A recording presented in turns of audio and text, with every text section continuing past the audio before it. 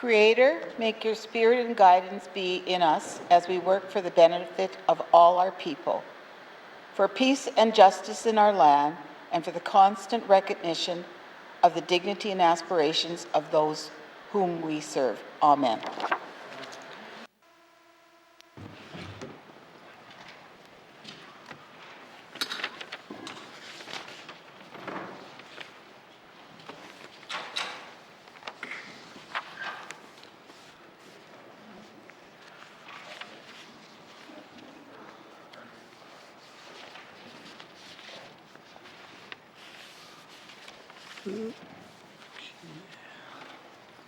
Glenn, I don't have that.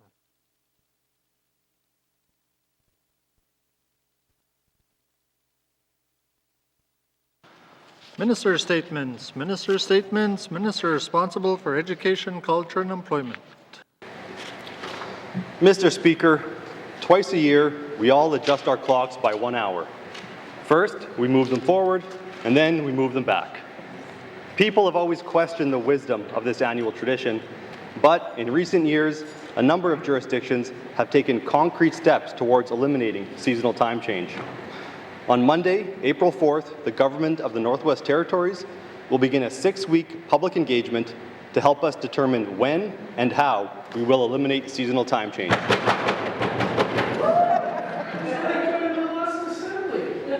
The public engagement will invite residents to share their views on seasonal time change through an online survey. The survey, which is anonymous and only takes about 5 minutes to complete, will ask residents whether they want to continue changing their clocks twice a year, or if they would prefer to permanently stick with daylight savings time or standard time.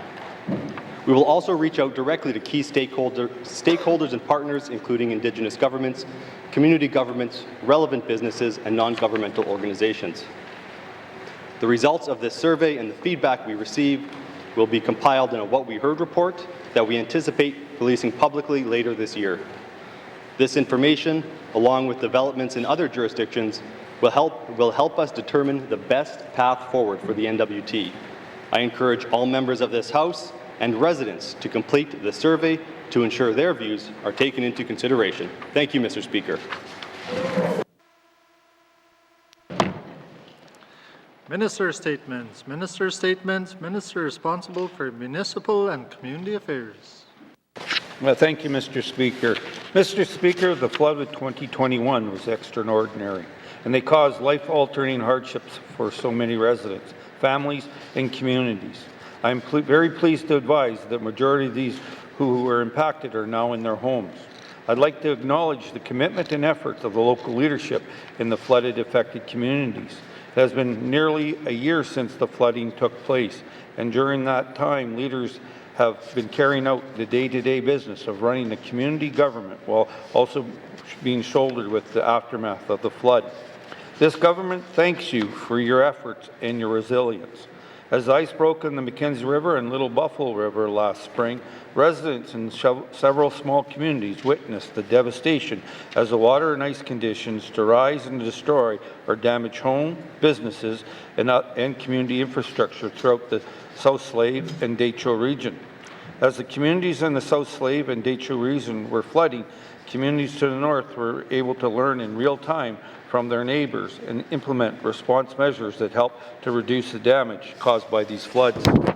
In total, the GNWT has addressed approximately 140 structures owned by private residents, small businesses, non-government organizations, and community governments, either damaged or destroyed. We have processed disaster assistance claims from impacted residents and organizations, which has helped repair and replace some of those that have been lost. The challenges caused by these floods are beyond what the Northwest Territories have experienced in the past, and our government met these challenges with extraordinary and unprecedented recovery measures. We took a centralized approach to support the recovery efforts, which allowed the GNWT to cover the repairs or replacement costs of homes. To manage those massive repairs and rebuild efforts, the GNWT coordinated contractors to complete 28 repairs, 18 home replacements in Jean Marie, Fort Simpson, Little Buffalo, and Fort Good Hope. The total cost to the GNWT was approximately $39 million. Work is underway to change how the GNWT undertakes disaster recovery work and how we provide disaster assistance in the future.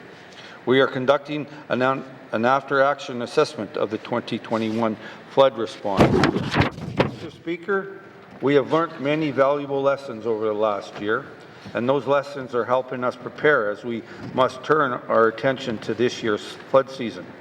With spring breakup coming soon, so too is the risk of more flooding in many NWT communities. No matter the water level, ice jams can cause flooding at any time. All of us, from individuals to families to businesses to government, need to be ready for the possibility of flood every single year.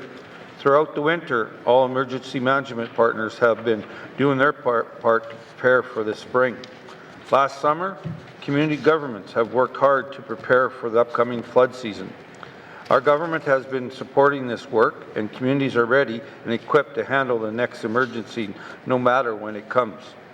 Our emergency management staff are working closely with local governments to ensure their emergency plans are up to date. They have offered training to local governments on emergency management and are prepared to jump in and assist should local governments need it. Mr. Speaker, being ready for emergency is not just about government. It's about every resident's responsibility to be prepared before the emergency strikes. Our role as government to ensure that residents understand that risk, are informed about what is happening, and are equipped with the tools that they need to stay safe and help if they can in the event of an emergency. The Department of Municipal and Community Affairs is rolling out a social marketing campaign called Be Ready, NWT. It'll appear to the community's values and responsibilities we have to each other.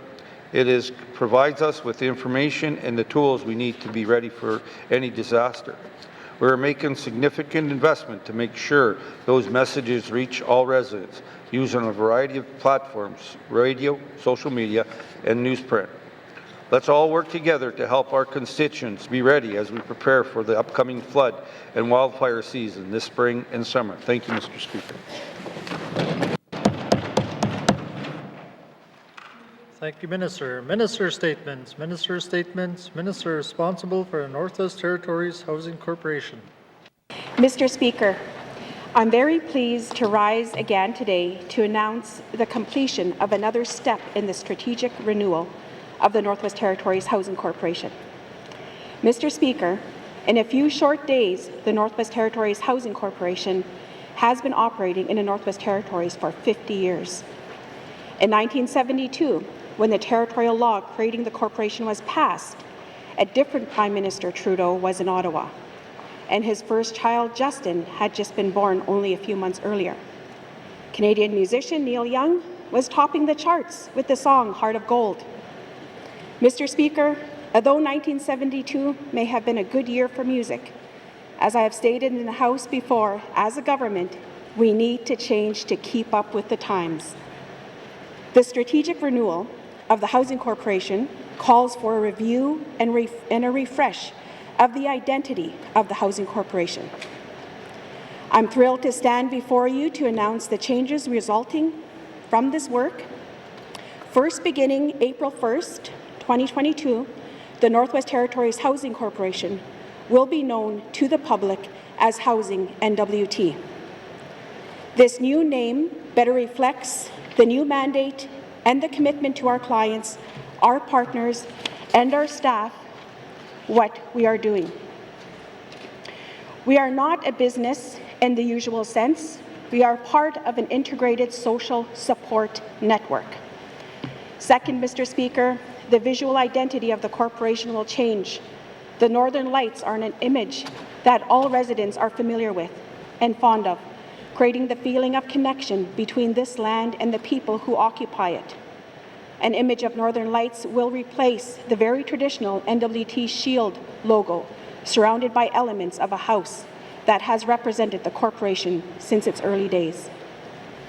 The new visual identity and name will be implemented on a phased basis beginning April 1st in order to economize on cost. Mr. Speaker, while we turn a page with this anniversary and the renewal of the Housing Corporation, we should also acknowledge and celebrate its past successes. This is an opportunity to reflect on where the corporation came from and where it is going in the future.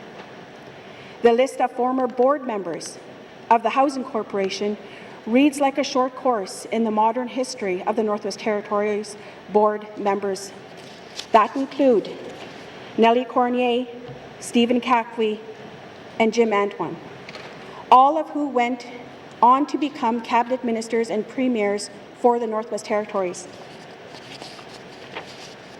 Mr. Speaker, in reflecting upon these stories past, Housing NWT will be organizing a series of activities to connect with our employees, past and present, throughout the Northwest Territories. I hope that my colleagues in the House will have the opportunity to join in some of these activities and to offer their thoughts and encouragement as we continue with the strategic renewal. I ask the public to stay tuned in print and social media for further details. Mr. Speaker, these changes to the identity of the corporation and reflections on the past are a small but important symbolic step as we renew the corporation to meet the next 50 years.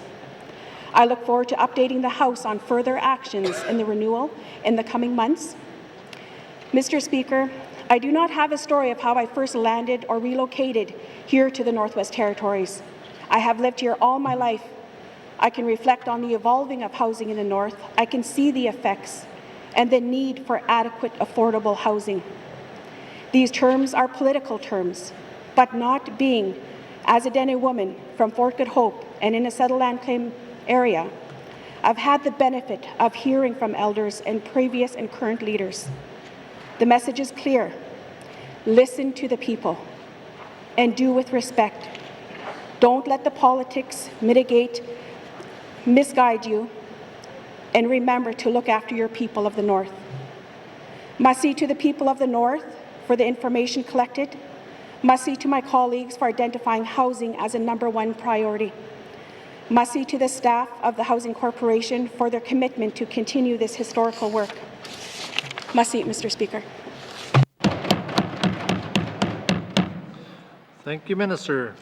Minister statements, member statements, member statements, member for Mumfwee.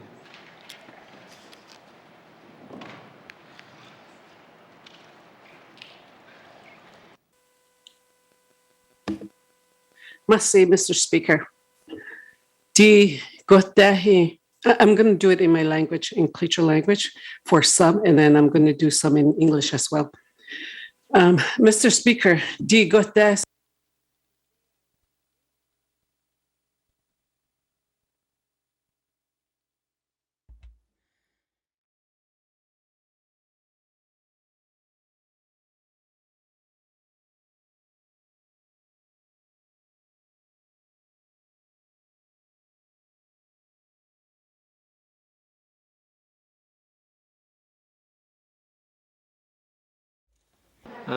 Member for Mumfwee, the audio is not working.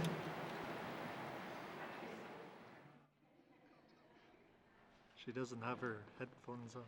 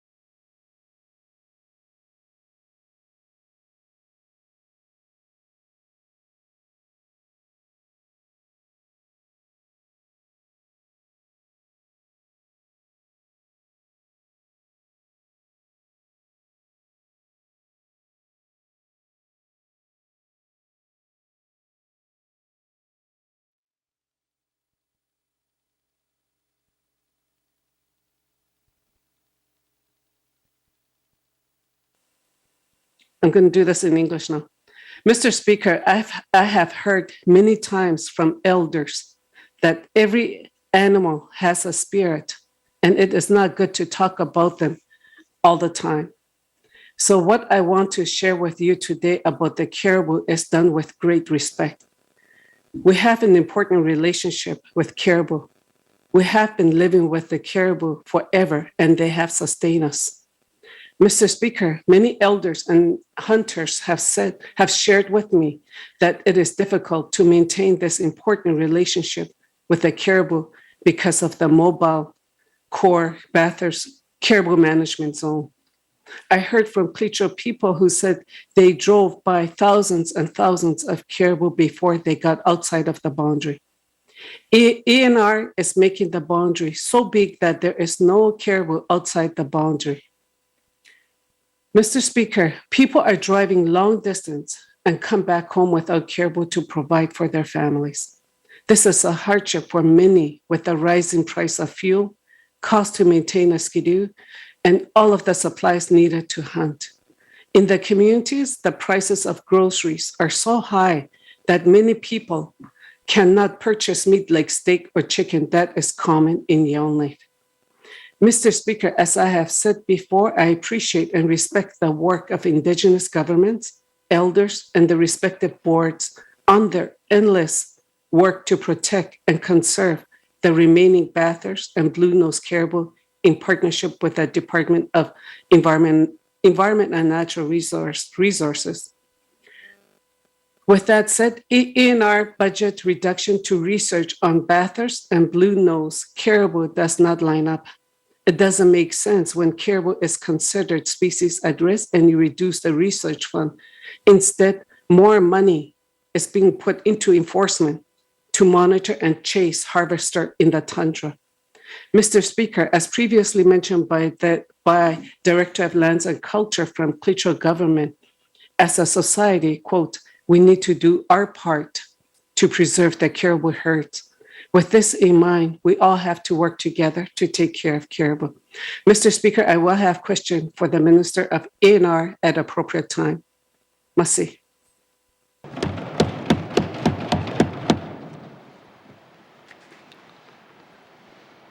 Thank you, Member for Mumfree. We were having trouble at the beginning of your statement, so maybe what we could do is let you go at the end. I think we did. We will have the staff contact you to see what was missed, but everything in Cleacho was missed because we're having challenges with our audio with translation, so we'll get the staff to contact you and possibly come back to you at the end of member statements. Member statements, member for Thabacha. Thank you, Mr. Speaker. Mr. Speaker, on June the 22nd, 2022, in just under 3 months, it will mark 20 years since the Salt River First Nation Treaty Land Entitlement Agreement was signed at a signing ceremony in Fort Smith. Mr. Speaker, Salt River First Nation has been very patient in their negotiations with the federal government and the government of the Northwest Territories throughout the whole process of their Treaty Land Entitlement Agreement. First of all, it took over 100 years before the outstanding land provisions in Treaty 8 were finally fulfilled for Salt River. Treaty 8 was signed in June of 1899, and the outstanding land provisions of the Salt River were addressed in the 2002 agreement.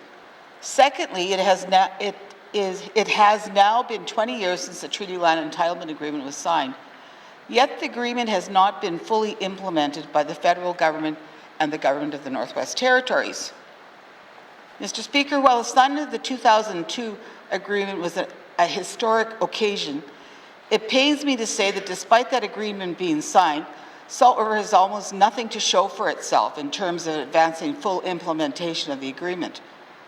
Despite the signing ceremony in 2002, there are still some sections of the agreement that continue to remain outstanding and have not been settled in subsequent trilateral negotiations with the federal and territorial governments.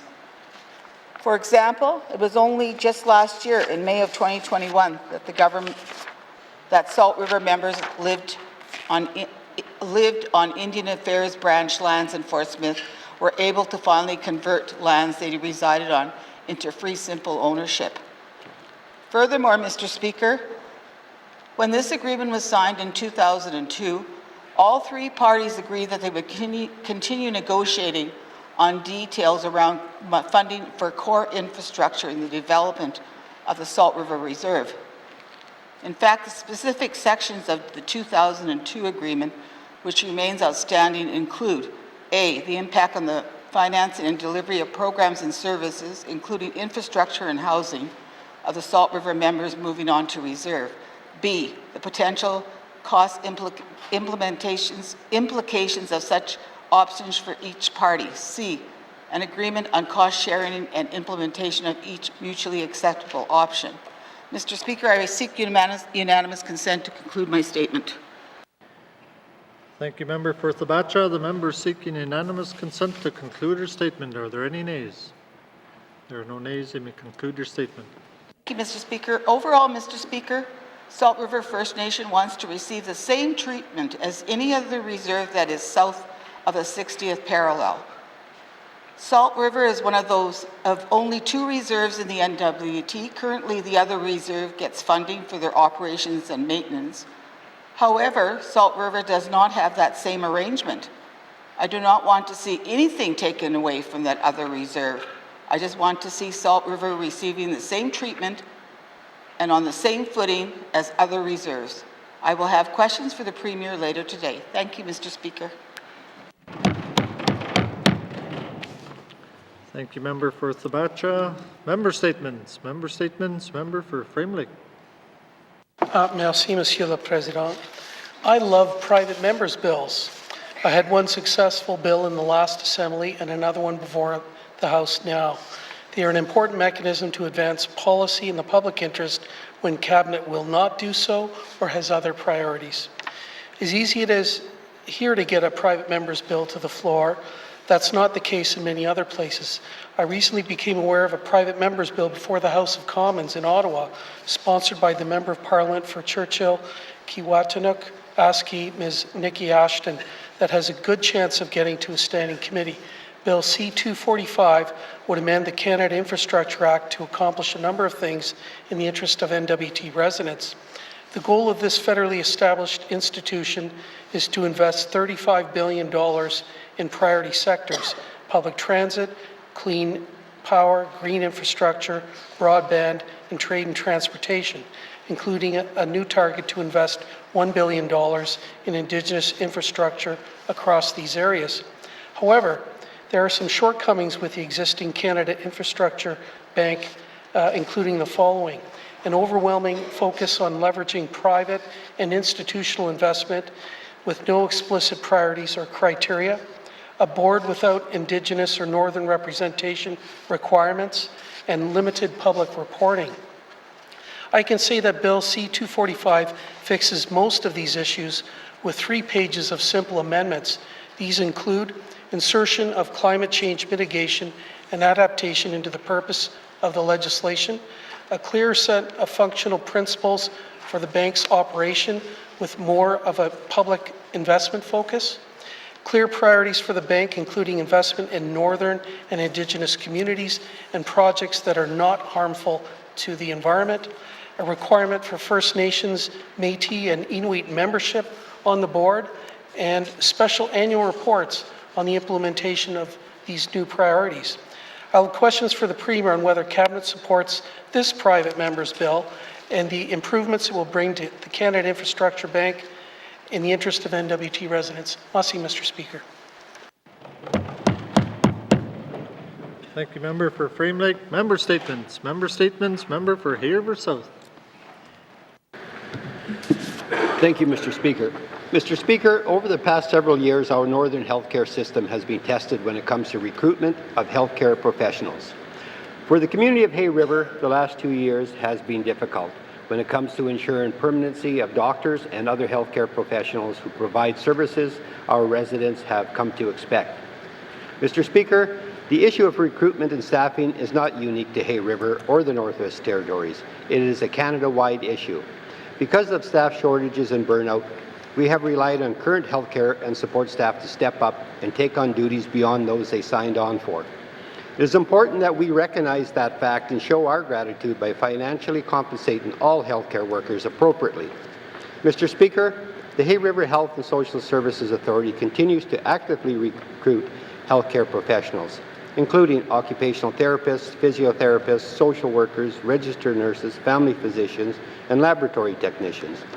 Staffing shortages driven by a combination of difficulties in recruitment and retention includes disappearing wage gap with southern jurisdictions, highly competitive market, limited talent available, vacancies caused by departures or retirements, and changes in workers' priorities and expectations. Mr. Speaker, staffing shortages are and will continue to be a reality, and it is important to the residents of Hay River that communication continues to be open and transparent when it comes to delays and impact, and that impact appointments, diagnosis, and treatment. As staffing levels and services change, Hay River Health and Social Services Authority continues to keep residents informed with optional supports. Mr. Speaker, by not receiving timely diagnosis and proper treatment, we are placing residents' health and life at risk. Residents do not want to hear excuses of why we are having difficulty providing service or why we cannot recruit healthcare workers. They want to know what options are available to them and what will we do to provide access to healthcare services they desperately require. Mr. Speaker, the workforce is changing. Workers' priorities are changing and demand for healthcare workers is on the rise. Therefore, it is important this government adapt to that change and find creative ways to recruit professional healthcare staff that will provide for consistent, timely, and quality healthcare services to the residents of the Northwest Territories. Mr. Speaker, I will have questions for the Minister of Health at the appropriate time. Thank you.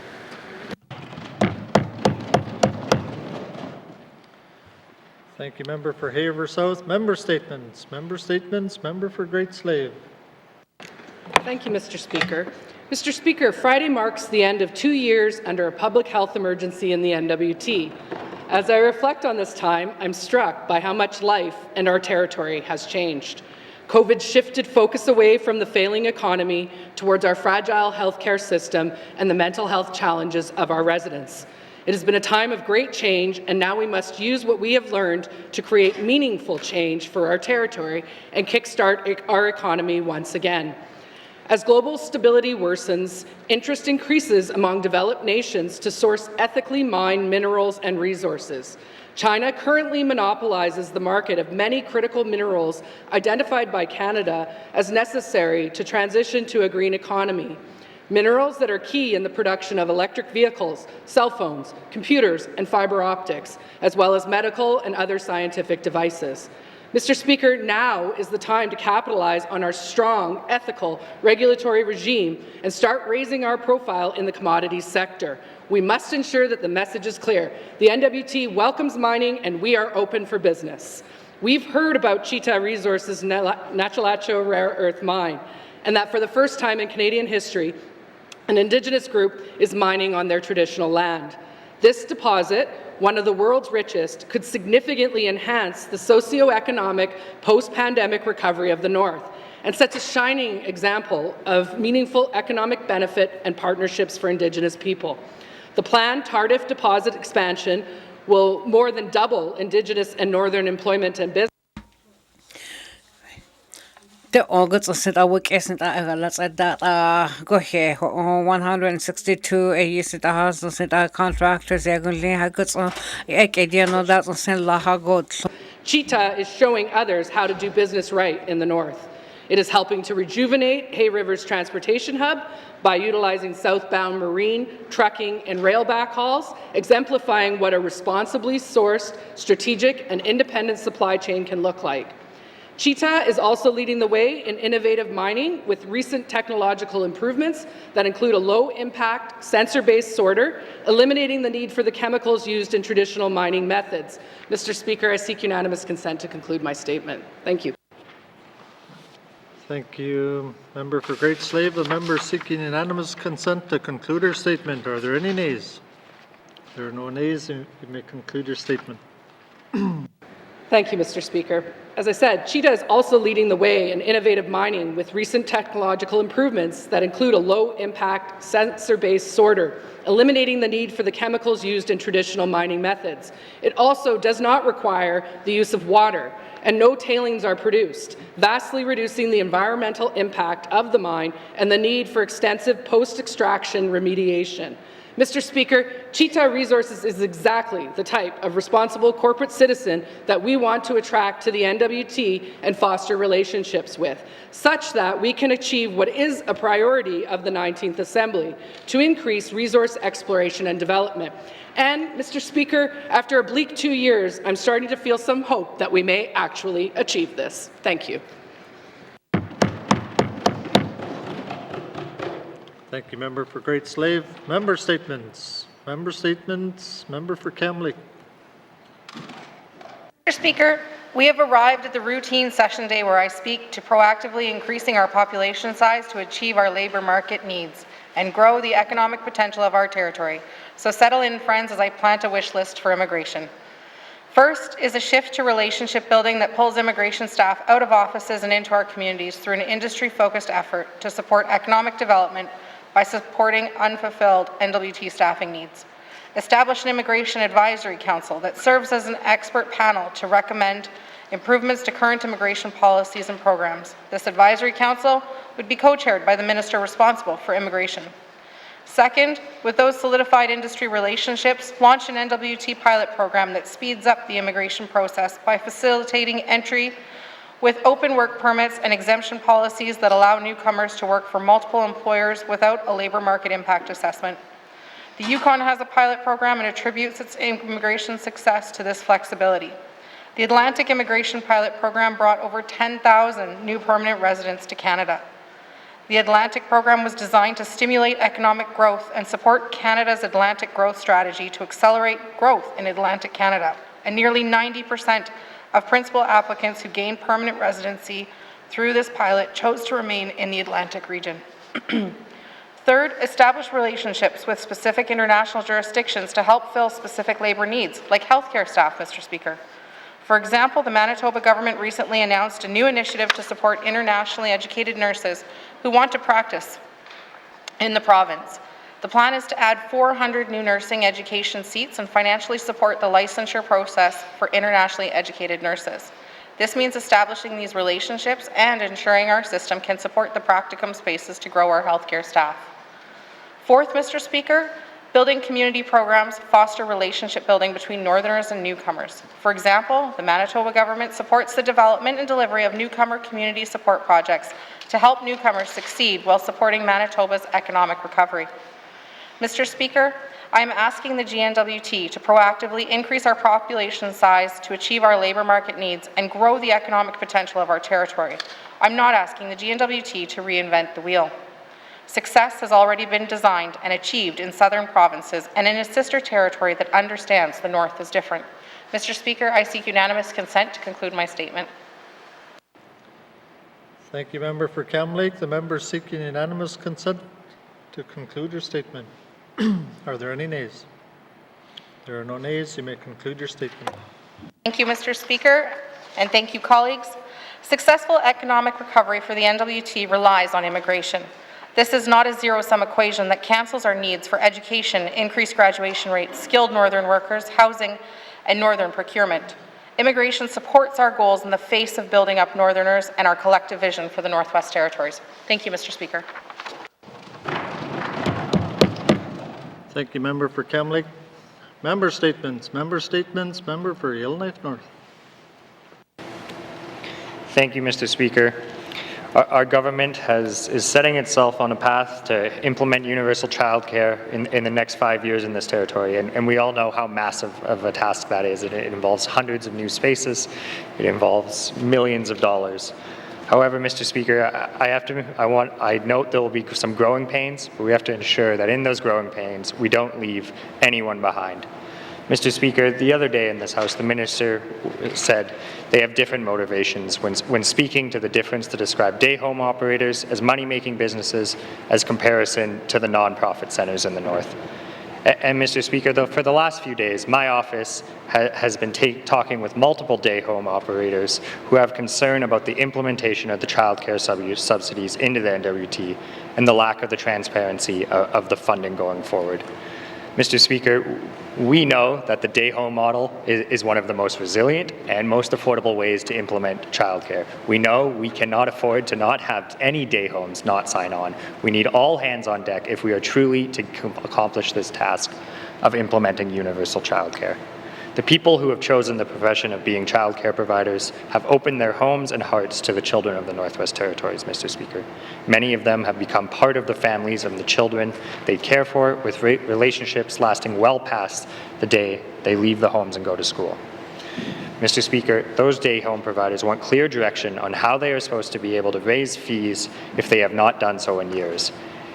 They have been told that no more than 2.3% of an increase will be allowed.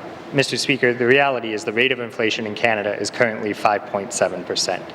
We also know that many day home operators have not raised fees in years, so there is discrepancy in the market for what different homes are operating. I am concerned that the department in the initial stages of rolling this out may be fiscally restrained, but Mr. Speaker, if we need to find some more money to bring all the day home operators up to a similar rate and allow some exceptions for those rate increases, it's going to help us accomplish this goal in the long run. I would also like to say that day home providers are not suspect because they want to raise their prices. They are families who have opened their homes to raise our children. Later today, I will have questions for the Minister of Education, Culture and Employment. Thank you, Mr. Speaker. Thank you, member for Yellowknife North. Member statements. Member statements. Returns to oral questions. Returns to oral questions. Recognition of visitors in the gallery. Member for Yellowknife Centre. Mr. Speaker. Mr. Speaker, today in the gallery is my partner, Janice McKenna, and her eldest brother, Peter McKenna from Calgary. I'd like to welcome them to the House. Thank you. Recognition of visitors in the gallery. Member for Haver South. Thank you, Mr. Speaker. I'd like to recognize my wife, Betty, and our eldest daughter, Chelsea. Thank you. Recognition of visitors in the gallery. Member for Cam Lake. Thank you very much, Mr. Speaker. Mr. Speaker, I'd like to acknowledge Taylor Maxwell, who is in the gallery today. She is the Legislative Assembly's newest intern and a resident of Cam Lake. Thank you. Thank you, member for Cam Lake. Recognition of visitors in the gallery. Member for Haver North. Thank you, Mr. Speaker. I'd like to recognize my mother, Betty Lyons, and my sister and middle child, Chelsea Simpson.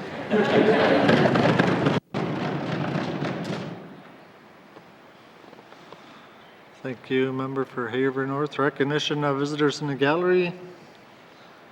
Member for Yellowknife Centre. Yeah, thank you. I neglected also to introduce Ms. Jeanette Demers, who is visiting us in the House today. Thank you. Thank you. Thank you, member for Yellowknife Centre. Recognition of visitors in the gallery. Acknowledgements. Colleagues, will take a short recess. We're just got to figure out some things here before we get into oral questions.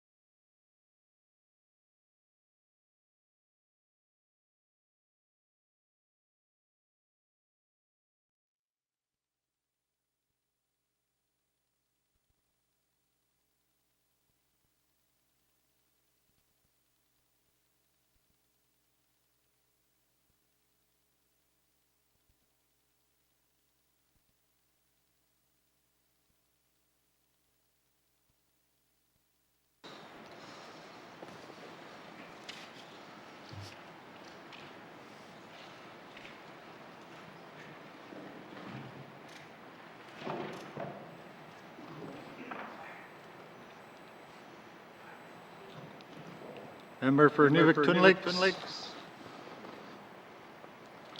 Thank you, Mr. Speaker. Mr. Speaker, as I mentioned earlier this week, the Inuvik Airport runway extension is a very important project, not only for my riding, but for the North, Canada, and is a strategic location project for all of North America.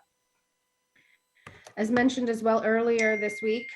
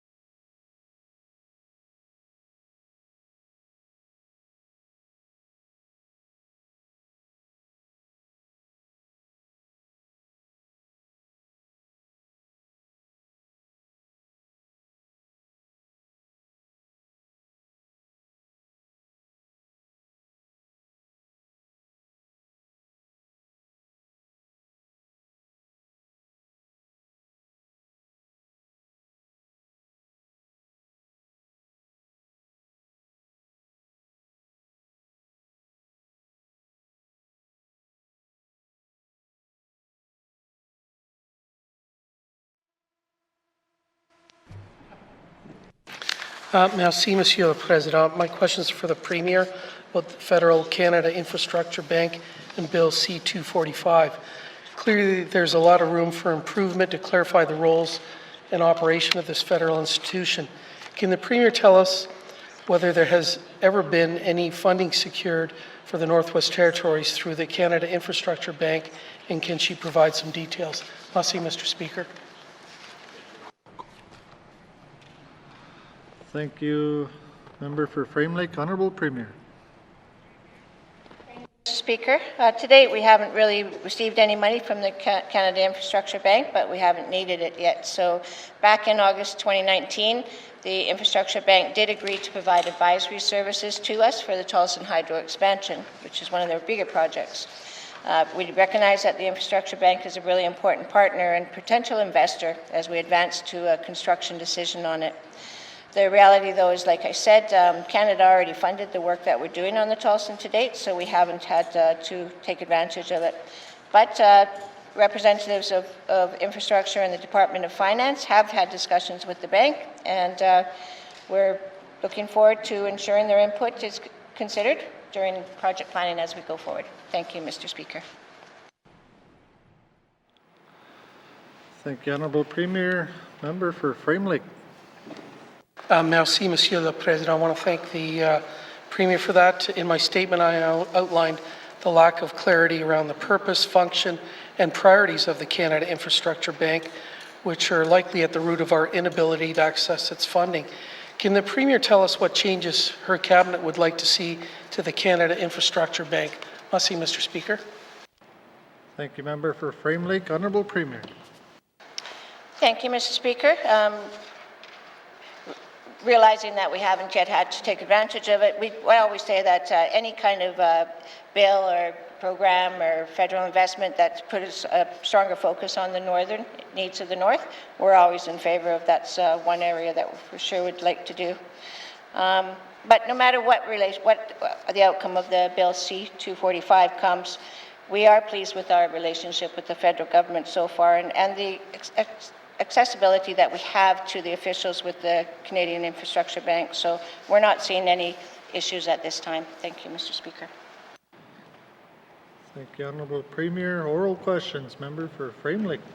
Merci, Monsieur le Président. I want to thank the Premier for that. Of course, I think that there are some changes required with the Canada Infrastructure Bank, and Bill C-245 proposes a compact but focused set of changes to the bank that would clearly benefit residents of the NWT in terms of future funding and a clear focus on northern priorities. Has the Premier had an opportunity to review Bill C-245, and is Cabinet prepared to indicate its support to federal parties and authorities? Merci, Mr. Speaker.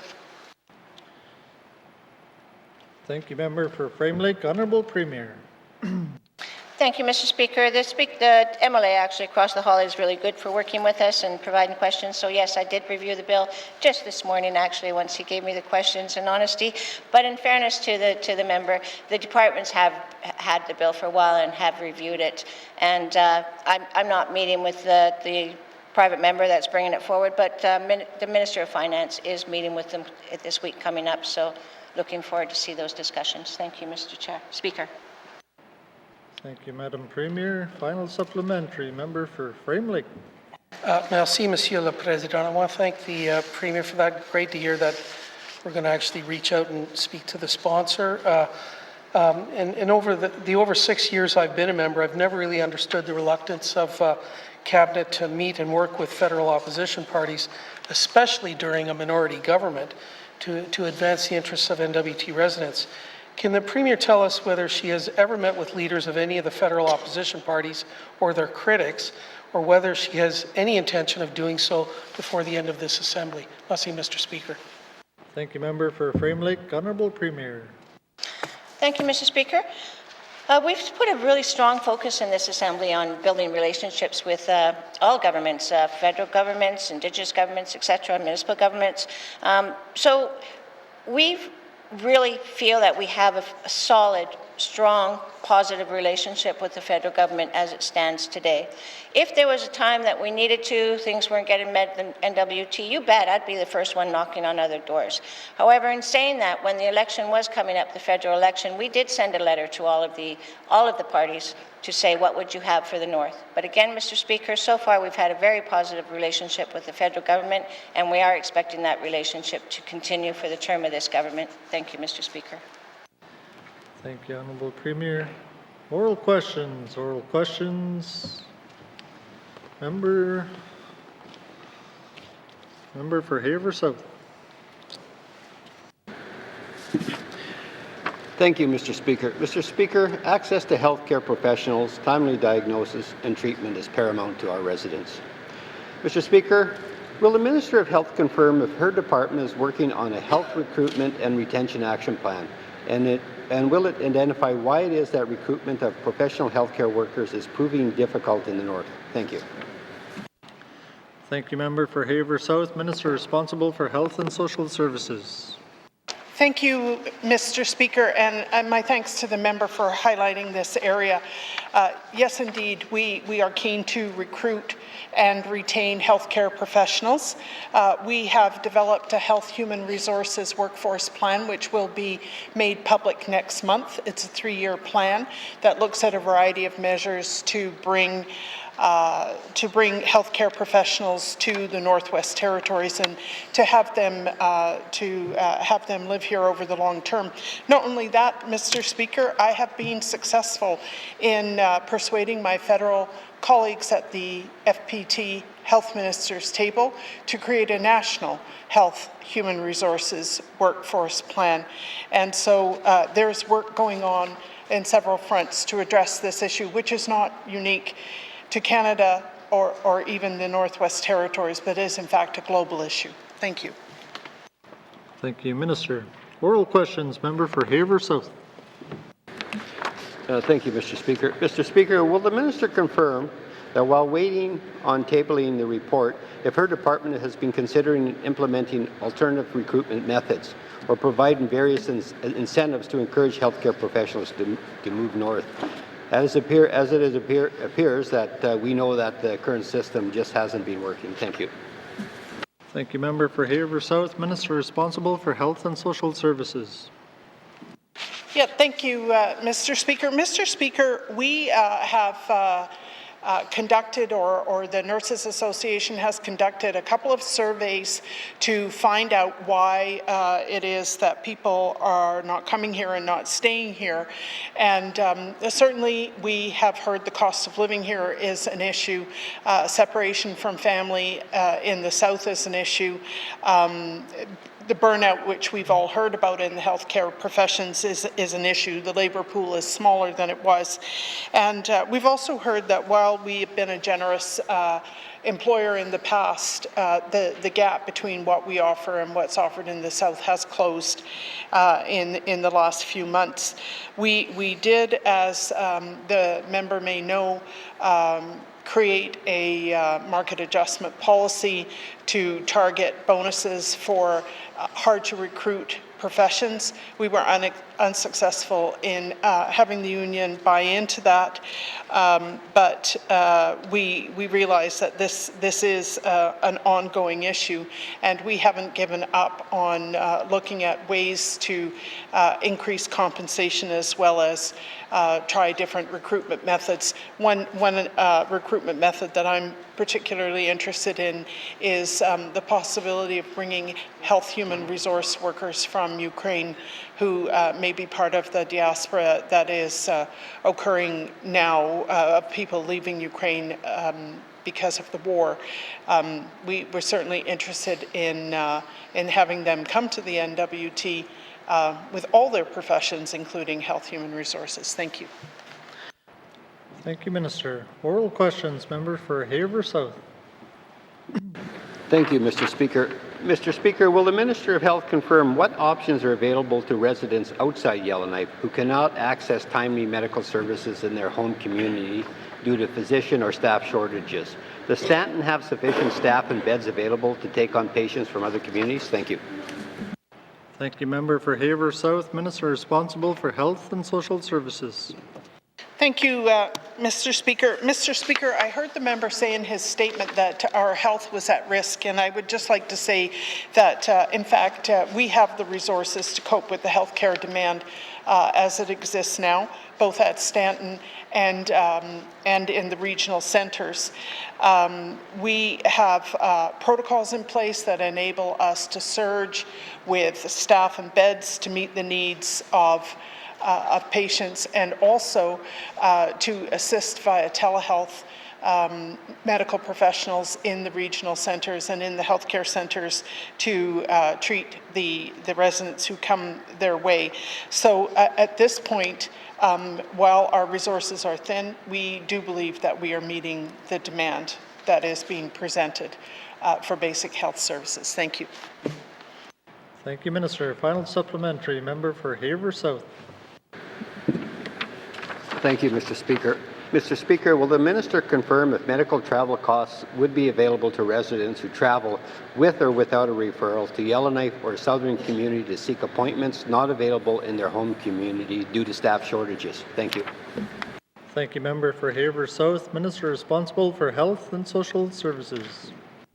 Yeah, thank you, Mr. Speaker. I've had versions of this question recently, and I would like to confirm that medical travel only is paid when the patient has been referred by an NWT-based physician for additional care. And so somebody who decides to jump in their vehicle and drive to Edmonton for diagnostic or treatment services would be doing so at their own expense. Thank you. Thank you, Minister. Oral questions, member for Thabacha. Thank you, Mr. Speaker.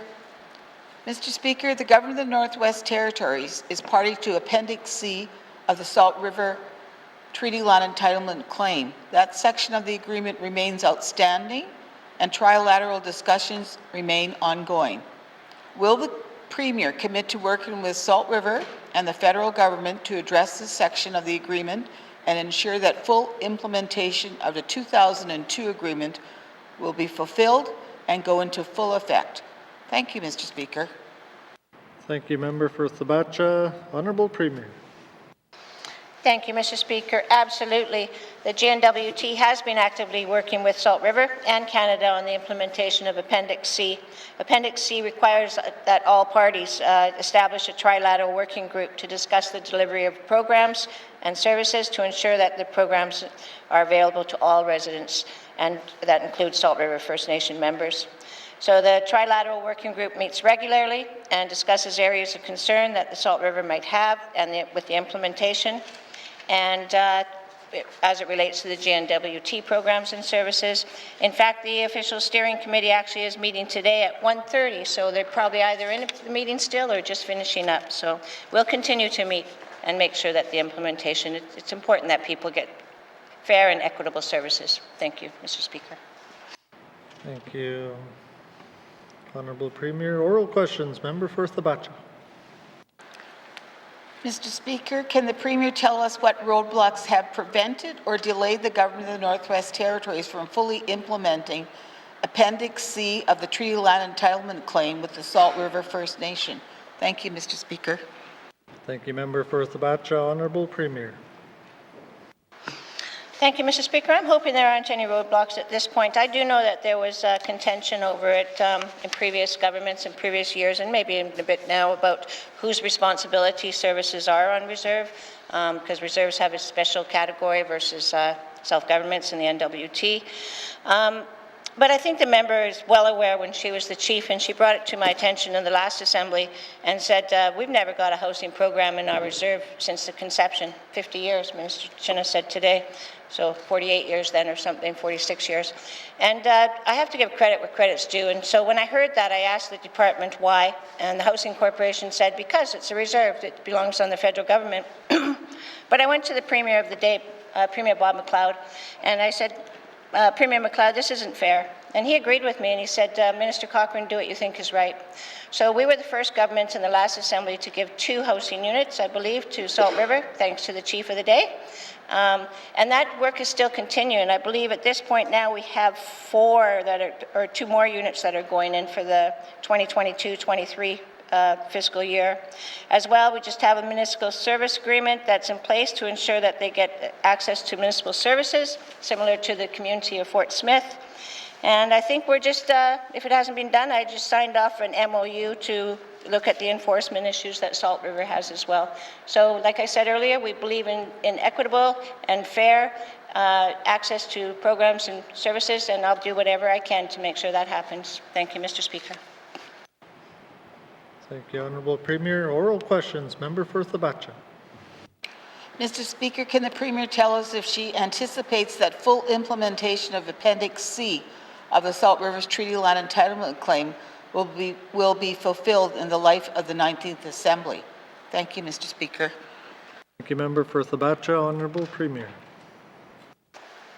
Thank you, Mr. Speaker. I don't like to guarantee anything that I can't make sure happens, but I can guarantee that we have the full intent to make sure that the rights, that the Appendix C of the Salt River Treaty Land Entitlement Claim is fulfilled to the best of the GNWT's ability. Thank you, Mr. Speaker.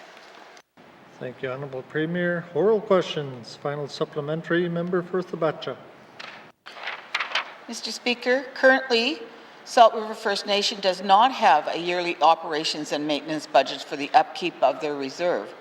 Will the Premier commit to working with Salt River to advocate to the federal government to address this issue and ensure Salt River will receive equal treatment and levels of funding as other reserves across Canada and the NWT do?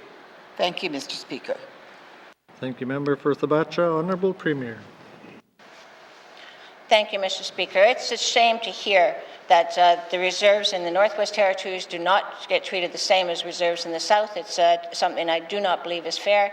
I will commit that if Salt River Reserve bring forward their questions, their requests for the federal government in this regard, I will carry that forward, as I've carried forward to other Indigenous governments that I've met at the Intergovernmental Council table and said, let's work together. Tell us what your asks are for the federal government, and if it falls within, if it's not unethical, immoral, or illegal, then we will carry that message forward. So yes, if Salt River brings forward their ask, I will make sure that I carry that ask as well. Thank you, Mr. Speaker. Thank you, Honourable Premier. Oral questions. Oral questions. Member for Great Slave. Thank you, Mr. Speaker. Mr. Speaker, my questions are for the Minister of Industry, Tourism and Investment. In my statement, I discussed the fact that China has generally been having a monopoly around some of the critical minerals that we're looking at to go forward in the green economy. Can the minister speak about whether or not, given the current global situation and China's involvement perhaps with the war in Ukraine, if we're seeing an uptake around interest in our resource sector from perhaps companies that maybe were using China before and maybe now are looking for a more ethical source for their resources. Thank you, Mr. Speaker. Thank you, Member for Great Slave. Minister responsible for Industry, Tourism and Investment.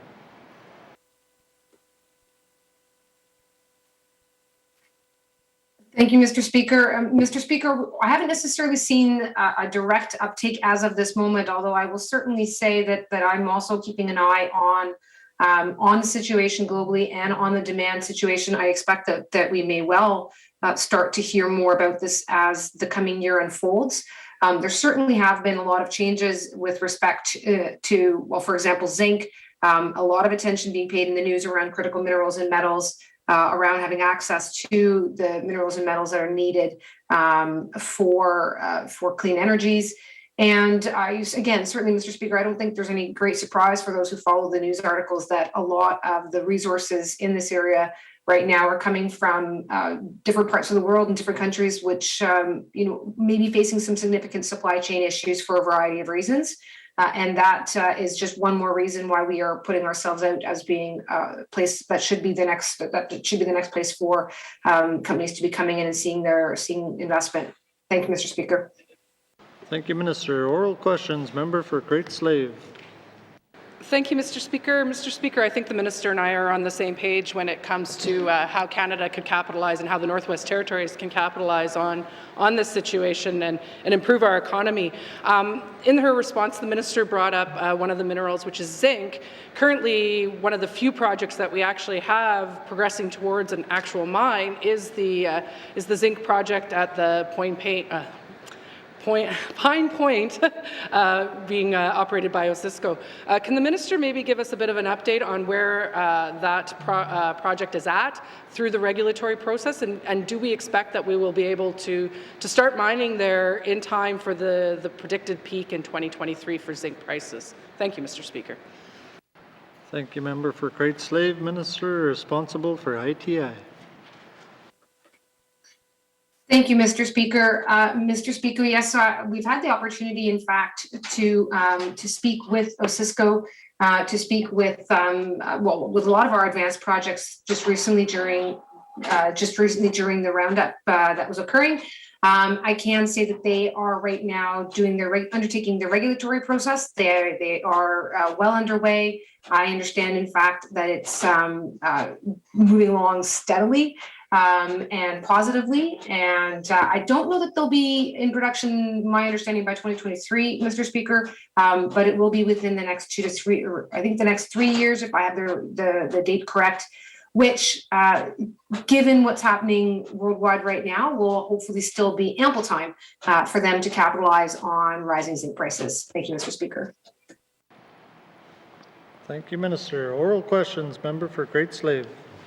Thank you, Mr. Speaker. And yes, the original 2023 sort of target was definitely pre-pandemic times, and of course, I'm assuming everything has been delayed as a result. I wanted to just move on and ask the Minister around another project that could potentially be very critical for not only Canada's strategy, but also for economic development in the Northwest Territories. Given that the Cleacho All-Season Road is now opened, this does open up an area of resource development around the Nico mine. Could the Minister speak to whether or not there has been progress on that project and the development of that? Thank you. Thank you, Member for Great Slave. Minister responsible for ITI. Thank you, Mr. Speaker. Mr. Speaker, again, more good news on this front as well. Yes, the Nico mine certainly will stand to benefit from the existence of the Wati or the Cleacho Road. I understand that they're in discussions, or may in fact have even concluded discussions with Cleacho government with respect to an additional spur road that'll connect them.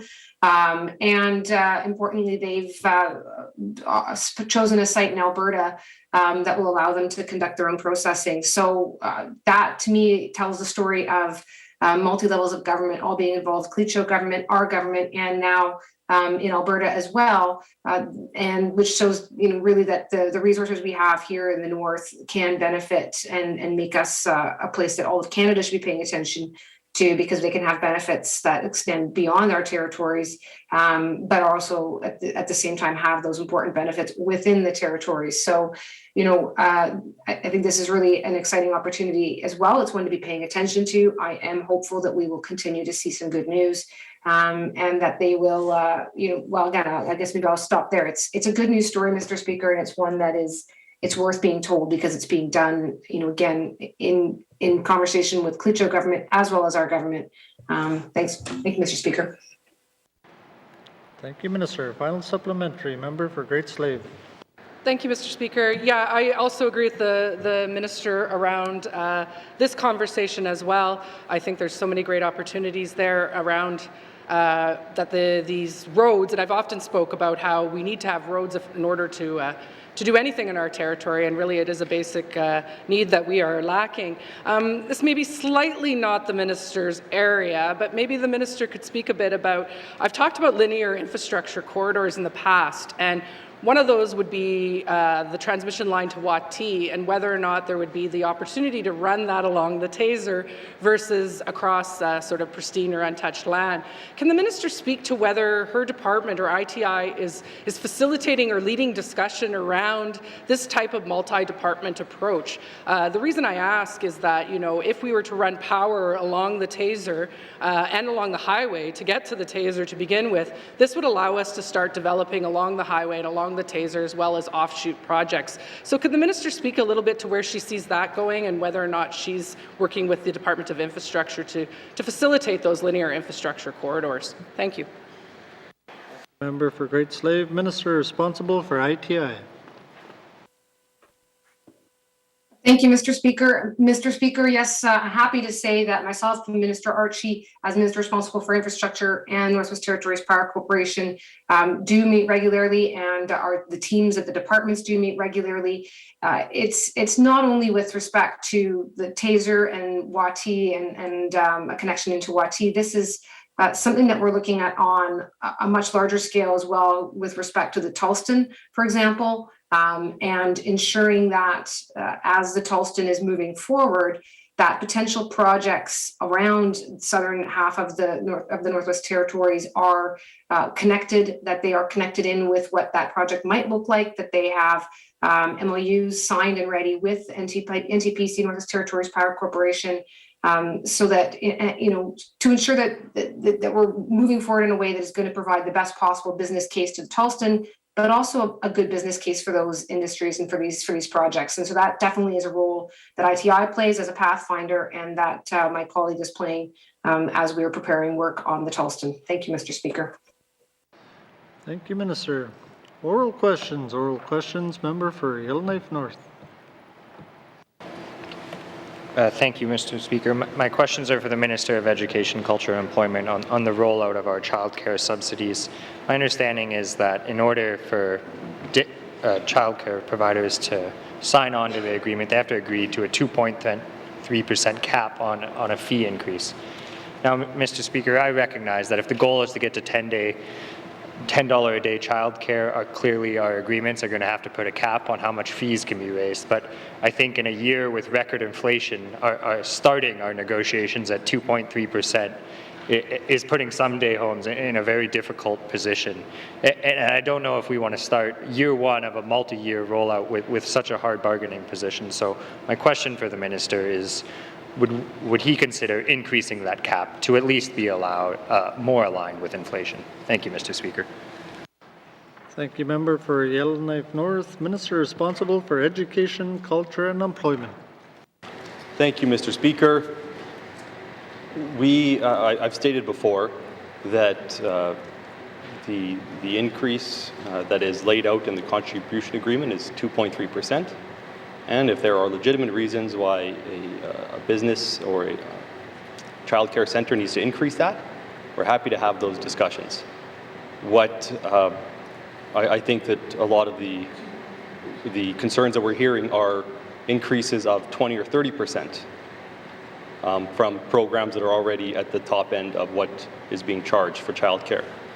So we are accommodating, but we're not accommodating increases that essentially wipe out the reduction in parent fees. Thank you. Thank you, Minister. Oral questions. Member for Yellowknife North. Yeah, thank you, Mr. Speaker. I guess I'm looking for a bit more of a commitment from the minister, and when he says they're happy to have that conversation. I know the 20-30% number can be complicated. In some cases, it's day homes who haven't raised fees in years, and so they're well below their competitors. And in other cases, I'm hearing from daycares who recently decided to give their staff a living wage, something that we are hoping to roll out in the coming years with the pay grid, but now they're essentially, they're taking the step themselves and they're ahead. And they're concerned that the 2.3% is putting them in a position to either roll back a living wage or not sign on to the agreement. So I guess I'm looking to the minister for a commitment that exceptions will be made for cases where a day home hasn't raised fees in years, or where, someone has taken the step to already do what we want them to do and provide their workers a living wage. Thank you, Mr. Speaker. Thank you, Member for Yellowknife North. Minister responsible for EC&E. Thank you, Mr. Speaker. So I don't have much more to add than what I just said, in that we are going to sit down with providers who are saying that they need to increase their rates and have those discussions. So I guess if that's what commitment that the member wants, but to say that I'm going to commit to doing these things that are very specific to each individual provider is just something I can't make a commitment to when I don't know what I'm committing to. But those conversations are happening, and we realize that we want everyone on board. This is a major shift in how things are done. We are trying to roll this out. We're trying to get money into the pockets of parents, and it is a learning experience. And so based on the experiences we're having here, we realize that perhaps the plan we have going forward needs to be adjusted. We have a table with the federal government where we can go back and we can say, this has been our experience so far. Perhaps we need to move some money around from different places to adjust for the realities that we're facing. We also have money that we provide to childcare providers from the GNWT, and those programs are all up for, they've been reviewed, and we're looking to change those so they work better as well. So there's a lot of room to move, and we want to make sure that we get money in the pockets of parents and we don't negate those returns that they're supposed to see. Thank you. Thank you, Minister. Oral questions. Member for Yellowknife North. Yeah, thank you, Mr. Speaker. And I appreciate that there is a lot of work to do, and the minister seems more than willing to have conversations and, find solutions to those exceptions. I guess I'm hearing from multiple organizations they're getting some conflicting information. They're still not quite sure how much money they will actually get and how it relates to potential fee increases. Some were told on March 24th that if the fee increase happened before end of fiscal, before April 1st, that then they would not be denied. And then later they were told, no, that 2.3% increase still applies. So I guess I'm looking for clarification from the minister on is there some sort of deadline of when we're looking backwards at the fee increases? And if day homes or childcare providers were told that if they did it before April 1st, it wasn't going to affect the subsidy, can we honor that commitment? Thank you, Mr. Speaker. Thank you, Member for Yellowknife North. Minister responsible for EC&E. Thank you, Mr. Speaker. There have been meetings with all the childcare providers, and they have opportunities to ask those questions. These discussions that we're having are great opportunities for us to find out exactly what the issues are and zero in on those. And so as the MLAs have brought additional questions and concerns to me, I bring those to the department, and in turn the department then finds ways to answer those for the programs. So the best thing to do for a program is to sit down with the early childhood consultant and go over those numbers. And it's not a simple process to determine what they will be getting. So there is some work that needs to be done, and I know that people often want an answer right now, but there's a bit of work to happen, especially given the magnitude of this undertaking. But I encourage everyone to have those conversations with the early childhood consultants. Thank you. Thank you, Minister. Oral questions. Member for Kamloops. Thank you very much, Mr. Speaker. Mr. Speaker, my questions are for the Minister of Education, Culture and Employment as the Minister responsible for the nominee program. The Yukon government set up a dedicated Ukrainian family support desk just recently. It provides information on federal programs to assist with immigration and family reunification, connects employers who would offer employment to Ukrainians arriving in the Yukon, and guides Ukrainians looking for employment opportunities in the Yukon. Is the minister willing to set up a similar proactive service supporting immigration efforts to the Northwest Territories? Thank you. Thank you, member for Kamloops. Minister responsible for Education, Culture and Employment. Thank you, Mr. Speaker. So we have a service desk already. It is not specific to Ukraine, but it can handle the calls and the requests for information. So anyone who wants to contact them by email can contact immigration@gov.nt.ca or by phone at 1-855-440-5450. Thank you. Thank you, Minister. Oral questions, member for Kamloops. Thank you very much, Mr. Speaker.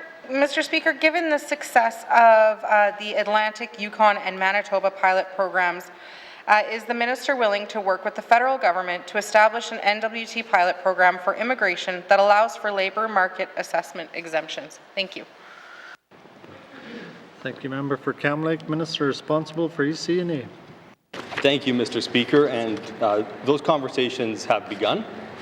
I will say that the pandemic has done a couple things. It has really shifted the focus from immigration because no one was coming in for a couple of years, or there was very limited thought about travel, but it also highlighted the labor shortages that we have here in the territory, and I think it's actually refocused us now on the need to improve our immigration services and increase the number of people settling in the territory, bringing their services here. And so we are looking at making some changes. The program that the member is referencing it was years in the making. It is a substantial amount of effort and time to create such a program, and I would love to say, yeah, we're going to do that, but it's going to take years of work with the federal government to do something like that. Thank you. Thank you, Minister. Oral questions, member for Kamloops. Thank you very much, Mr. Speaker. And Mr. Speaker, I appreciate that things take time, but I think we also have the benefit of the fact that we're not trying to reinvent the wheel, that the Yukon really has already established a program that works well in the north, and that it is something that the NWT could potentially take and change to suit the needs of the Northwest Territories and what Northerners here in the NWT want to see. So I hope that the government will continue taking the steps to move that forward. Mr. Speaker, my next question is, given the vital role that immigration has played in economic recovery of other jurisdictions, will the minister establish an immigration advisory council co-chaired by the minister himself so that the GNWT can work both with local businesses and those with lived experience in immigration to help improve our immigration processes and also supports for people going through that process so that we can proactively work to increase our population size? Thank you. Thank you, member for Kamloops. Minister responsible for EC&E. Thank you, Mr. Speaker. And just to be clear about my previous answer, the federal government will make it take years for us to get the program that the member is talking about. They have processes in place that they take immigration very seriously, and they have a very robust process that does take time. So even we can't just transplant a program from the Yukon. There's a lot involved. In terms of an immigration advisory council, we're not looking to establish something like that at this time. However, I understand what the member is getting at, and right now, ECE and ITI are going out and proactively reaching out to businesses and people who are familiar with the nominee program to find out what we can do to improve the program. So some of that work is beginning, and we'll see what comes of that.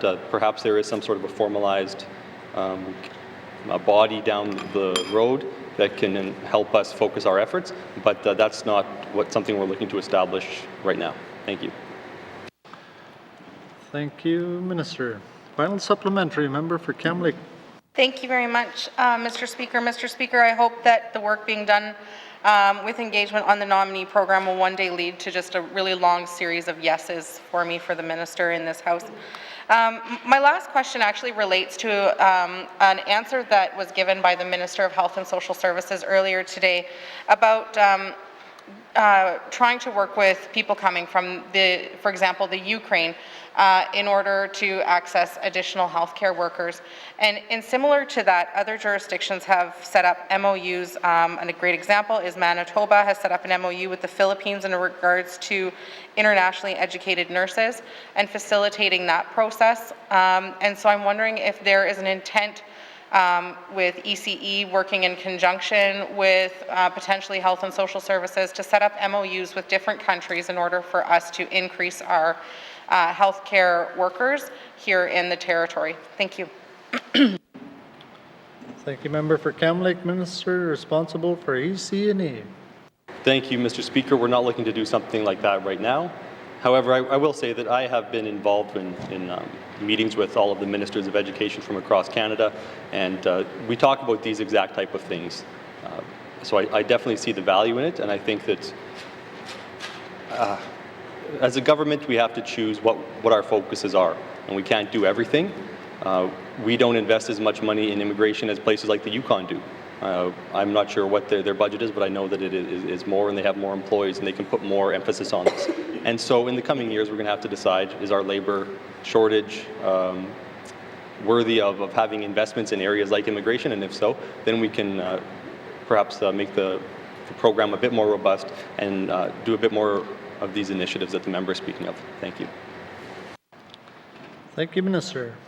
Oral questions. Oral questions. Member for Inuvik Twin Lakes.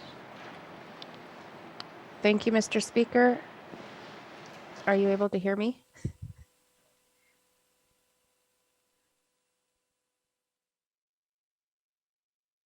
Mr. Speaker?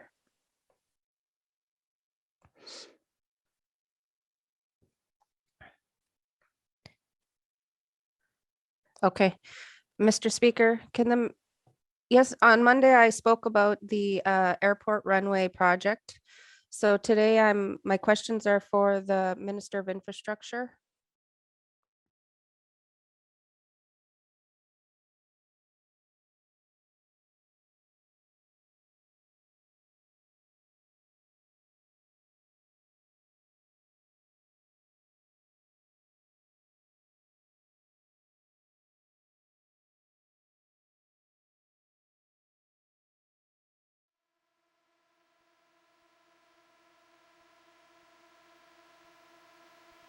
Very much, Mr. Speaker. Mr. Speaker, I guess just further to my series of questions, I know that that we're, potentially the GNWT is not currently looking into different ways to access immigration, and I understand that there are a lot of different polls within the government, but one of the things that is very clear is that increasing our population size is the biggest way to increase our revenue source here in the territory.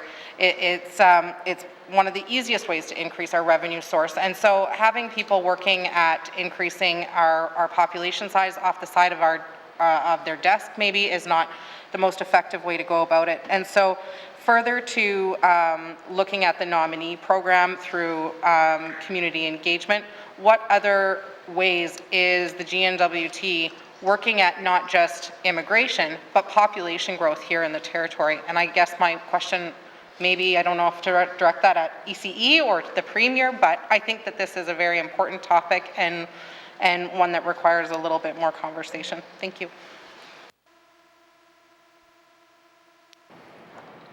Minister responsible for EC&E. Thank you, Mr. Speaker. I know the member said she wasn't quite sure who to direct it to, so I appreciate you putting that confidence in me that I could answer the question. ECE is not a lead on any sort of a population growth strategy. However, we do lead the labor file and recognize that there is a significant need for labor in the territory. It really is holding back a number of industries and holding us back from providing the level of service that we want. So there's a lot of effort going into this from the HR standpoint, and I know Health is doing work in terms of HR.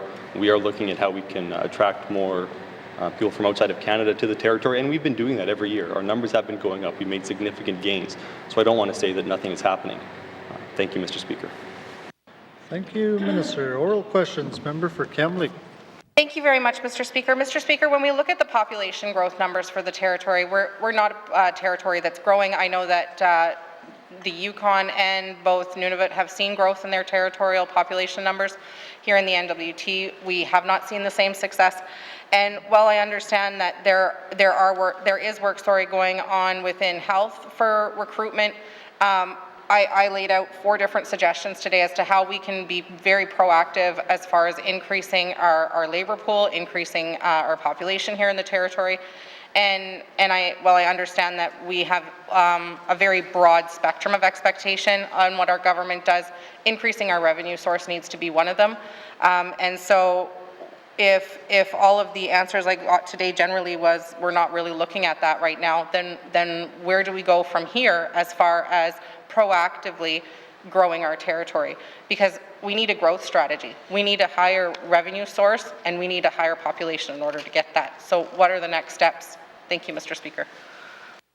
Thank you, Member for Kamloops. Minister responsible for EC&E. Thank you, Mr. Speaker, and I agree we need to grow our population. We need to increase the number of qualified professionals we have here in the territory, and that is why myself and the Minister of ITI have spoken about the immigration file and how we can better combine our efforts, and perhaps that is looking at amalgamating our resources and using them more efficiently. But I can assure the member that, I can't just say yes to everything that she asked. I can say that this is, we do have a renewed focus on this, and we are moving in the direction that the member would like to see us move. Unfortunately, we have 22 priorities here. Immigration was not chosen by this Assembly as a priority or population growth. So that has resulted in our focus perhaps being on some of the other areas that, especially me as the Minister of EC have had to focus on. Thank you. Thank you, Minister. Oral questions. Member for Kamloops. Yeah, thank you very much for that, Mr. Speaker, and thank you to the Minister for that response. It's one that I'll continue to come back on because although we have 22 priorities, we also have to pay for them. So we have to look at different revenue sources, and people are definitely our greatest resource, and the North is an excellent place to come and set down some roots. So thank you. Thank you, Member for Kamloops. Minister responsible for EC&E. Thank you, Mr. Speaker. So maybe a warning to the next Assembly, don't ask for 22 different things if you don't have a plan to pay for them. So I agree, we need to focus our priorities. We need to ensure that we can pay for what we want. I often hear that we want more of this, we want more of this, more of this. But on the rare occasion, we do hear some suggestions on how we can increase our funds, our revenues, but for the most part, we hear more and more and more. So I thank the member for raising this issue that we do need to raise our revenue. We do need to put a greater focus on our economy, on our population, and on our labor force. Thank you, Mr. Speaker. Thank you, Minister. Final supplementary. Member for oral questions. Oral questions. Member for Mumphy.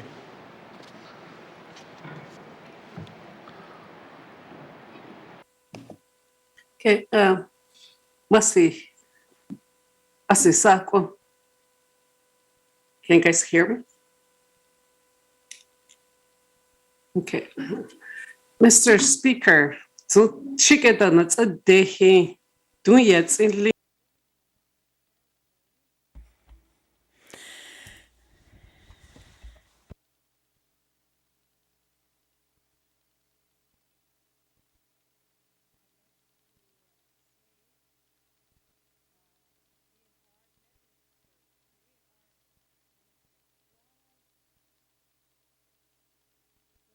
Speak about caribou.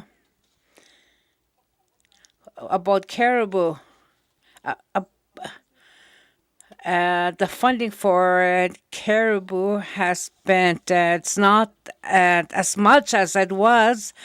And we also know that caribou has been declined, but then we also know a lot of information about why is it the way it is, and with funding that is not as much as used to be, to do a research and doing caribou declining, they say. I'd like to know the answer, and I'd like to have that answer.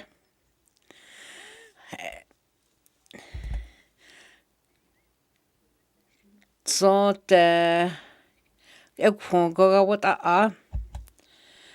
good decent has good so how could you need it it the ministers and you sent it you sent has so sent will go get what's let's at there. Thank you, Member for Mumfree. Minister responsible for Environment and Natural Resources. Hopefully I got the message here. So to be clear, there has been no reduction in the survey. What happened in 2020, we had money in the budget to do the survey for the caribou, and then COVID hit. So then we've been playing catch up. The money that was here that we had in the budget for this year is going into the next year's budgets. We do the survey every 2 years, so we do the research, we bring in some of our Indigenous partners to go traveling with us as part of our survey group. So we do the survey, the money was spent last year, the results are in this year, and so we have the survey done, so we haven't reduced it. It's just that the budget has been moving from year to year because of 2020. So it used to be every second year. Now we're back to 21. So the next one is 2023. So the money will be in the budget for that. Thank you, Mr. Speaker. Thank you, Minister. Member for Mumfree, just so you know, there's going to be issues if you're going back and forth. As mentioned earlier, we're having issues with the translation, so I know the Minister, well, a lot of us didn't hear everything that you just said, but just so you know that. Thank you. Member for Mumfree. Okay.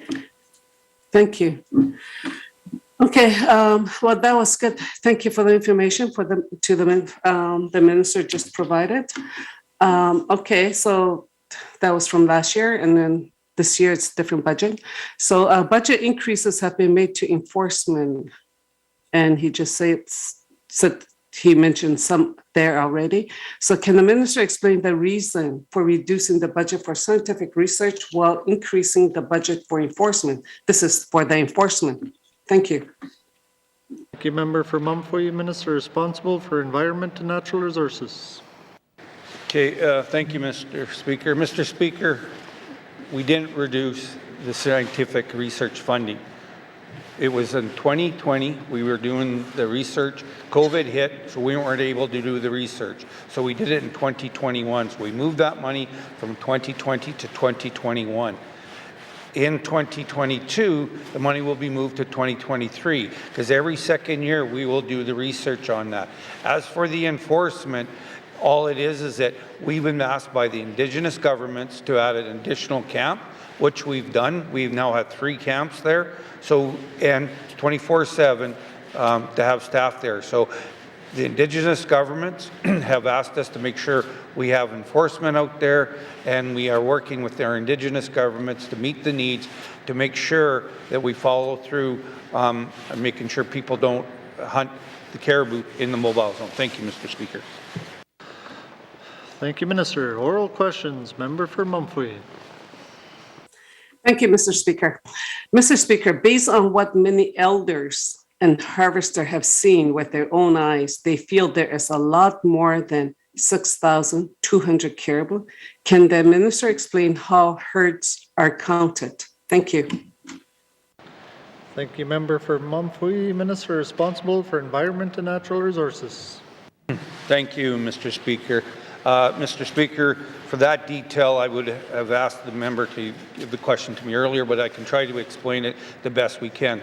So we do have, and I believe there was a technical briefing provided by the Wekwajee Water and Resources Board with our staff. It's committee, which was made public. So we do have airlines, or we charter aircrafts that we survey it. There's a longitude and latitude check. They check on the herd, the calves and the cows in that, in the Bathurst area, and that's how it's corrected or calculated. So there is a map, and it showed. If the member wishes to see the map again or another briefing, I'm more than willing to get the staff to meet with her to provide further detail. Thank you, Mr. Speaker. Thank you, Minister. Final supplementary, member for Mumphy. Thank you, Mr. Speaker. Mr. Speaker, when the minister's staff confiscate caribou from harvester and later those charges are dropped or unproven in court, can the minister commit to providing an apology and financial compensations to those harvesters? Thank you. Thank you, member for Mumphy. Minister responsible for Environment and Natural Resources. Thank you, Mr. Speaker. I can't make that commitment. There's a process, there's a legal process. Once that process is done, then we can look at each matter moving forward. But right now, we have a process, we need to follow it. We're going through the justice system, and we ensure that the meat's not wasted. It's given to other Indigenous governments so that the meat is not being wasted there. I need to really stress, though, folks, is the herd size is 6,240. That is 1% of 1986. So in 1986, we had a huge population. Now we're at 1%, 6,240 caribou as from our survey. Thank you, Mr. Speaker. Thank you, Minister. Oral questions. Oral questions. Member for Inuvik Twin Lakes. Thank you, Mr. Speaker. Mr. Speaker, are you able to hear me? All right. My questions are for the Minister of Infrastructure. On Monday, I spoke to the airport runway delays, and the minister stated that her department would be having a meeting yesterday, and I'm just wondering what was the outcome of that meeting?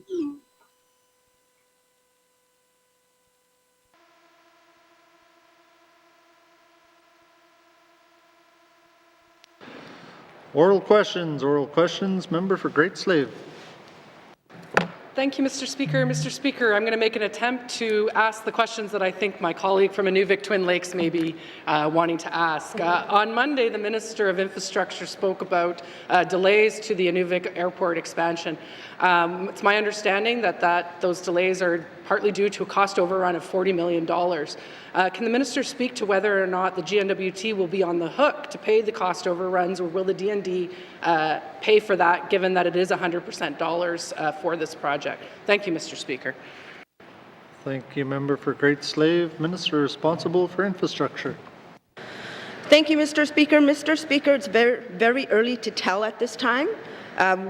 We are working with Canada to substantiate the costs, and that they have to go through their own process, which means going through Treasury Board to be able to secure additional funding. Thank you, Mr. Speaker. Thank you, Minister. Oral questions. Member for Great Slave. Thank you, Mr. Speaker. Mr. Speaker, I don't think I need to tell the minister that we really can't afford $40 million that we did not have budgeted for this work. Given that there is such an urge at this moment with Arctic sovereignty and the key role that Inuvik plays in that, can the minister tell me whether or not it seems favorable that the Government of Canada will accept these costs, and not only that, actually provide further funding for expansion in Inuvik? Thank you. Thank you, member for Great Slave. Minister responsible for infrastructure. Thank you, Mr. Speaker. Mr. Speaker, the member is right. The work packages have come in significantly over budget, more than the GNWT estimates, and more than the third-party estimate that was developed using some information that was collected from regional contractors. Thank you, Mr. Speaker. Thank you, Minister. Oral questions. Member for Great Slave. Thank you, Mr. Speaker. I guess, Mr. Speaker, can the minister speak a little bit to the fact that this project hasn't been underway for that long, and given that it really only got started in the last year, how did we get to $40 million in cost overruns without this being flagged prior to now? Thank you. Thank you, Member for Great Slave. Minister responsible for infrastructure. Thank you, Mr. Speaker. Mr. Speaker, when the National Defence announced in September 2019 that the federal government would provide the GNWT with $150 million over 5 years, given some of the circumstances that's happening right now, it has exceeded the proposed budget. Thank you. Thank you, Minister. Final supplementary, Member for Great Slave. Thank you, Mr. Speaker. I don't think that answered my question. There clearly needs to be a look at investigating how this project got so far over scope or out of budget before it ever was flagged. We should not be at a point where a project is at $40 million over budget without it raising alarm bells long before that. I guess my last question, though, is around, will we actually save this construction season? Is there a push, regardless of who's paying for it, to get the trench that my colleague was mentioning on Monday, or the critical work that needs to be completed this season? Is there a push and a will from that department to get it done, regardless of whether the feds are paying for it or not? Thank you, Mr. Speaker. Thank you, Member for Great Slave. Minister responsible for infrastructure. Thank you, Mr. Speaker. I understand that there was a productive meeting held this morning with National D&D as well as the Indigenous government. So the understanding is the next steps are a technical conversation. The GNWT is committed, working with the joint venture contractors, negotiating and evaluating options that will allow for this important project to meet its 5-year schedule, to be done within the available budget.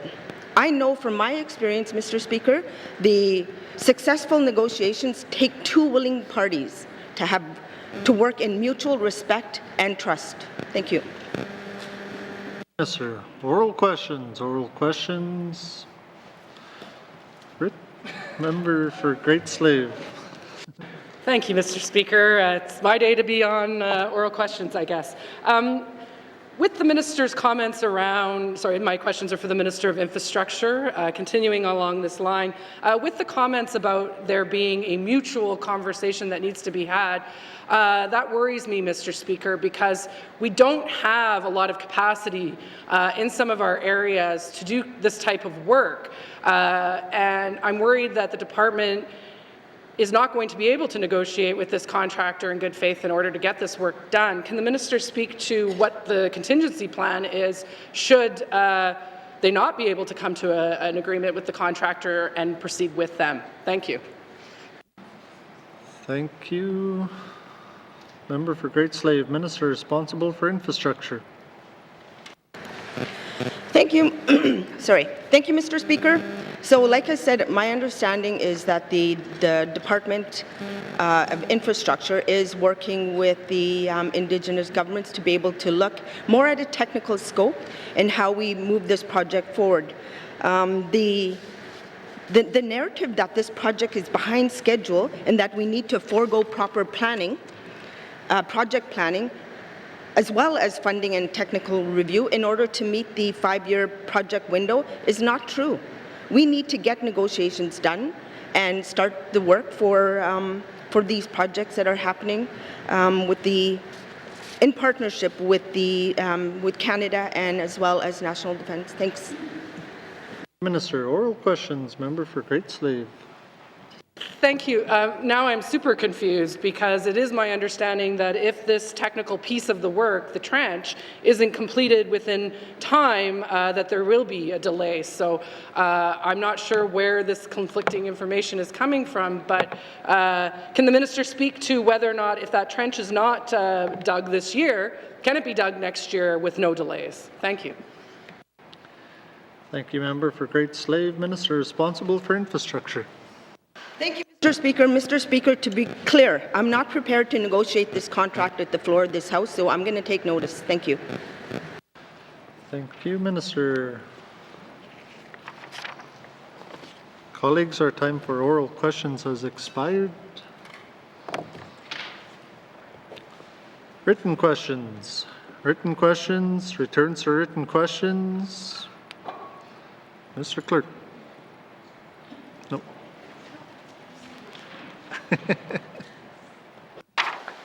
Thank you, Mr. Speaker. I have a return to written question asked by the member for Cam Lake on March 9th, 2022, regarding use of Indigenous languages on official documents. Thank you, Mr. Clerk. Returns to written questions, returns to written questions, replies to Commissioner's address, replies to Commissioner's address. Petitions, petitions, reports of committees on a review of bills, reports of committees on a review of bills, reports of standing and special committees, member for Yellowknife North.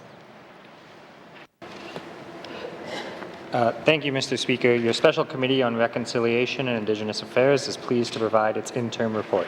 What we heard about the United Nations Declaration on the Rights of Indigenous Peoples and negotiating agreements, and commends it to the House.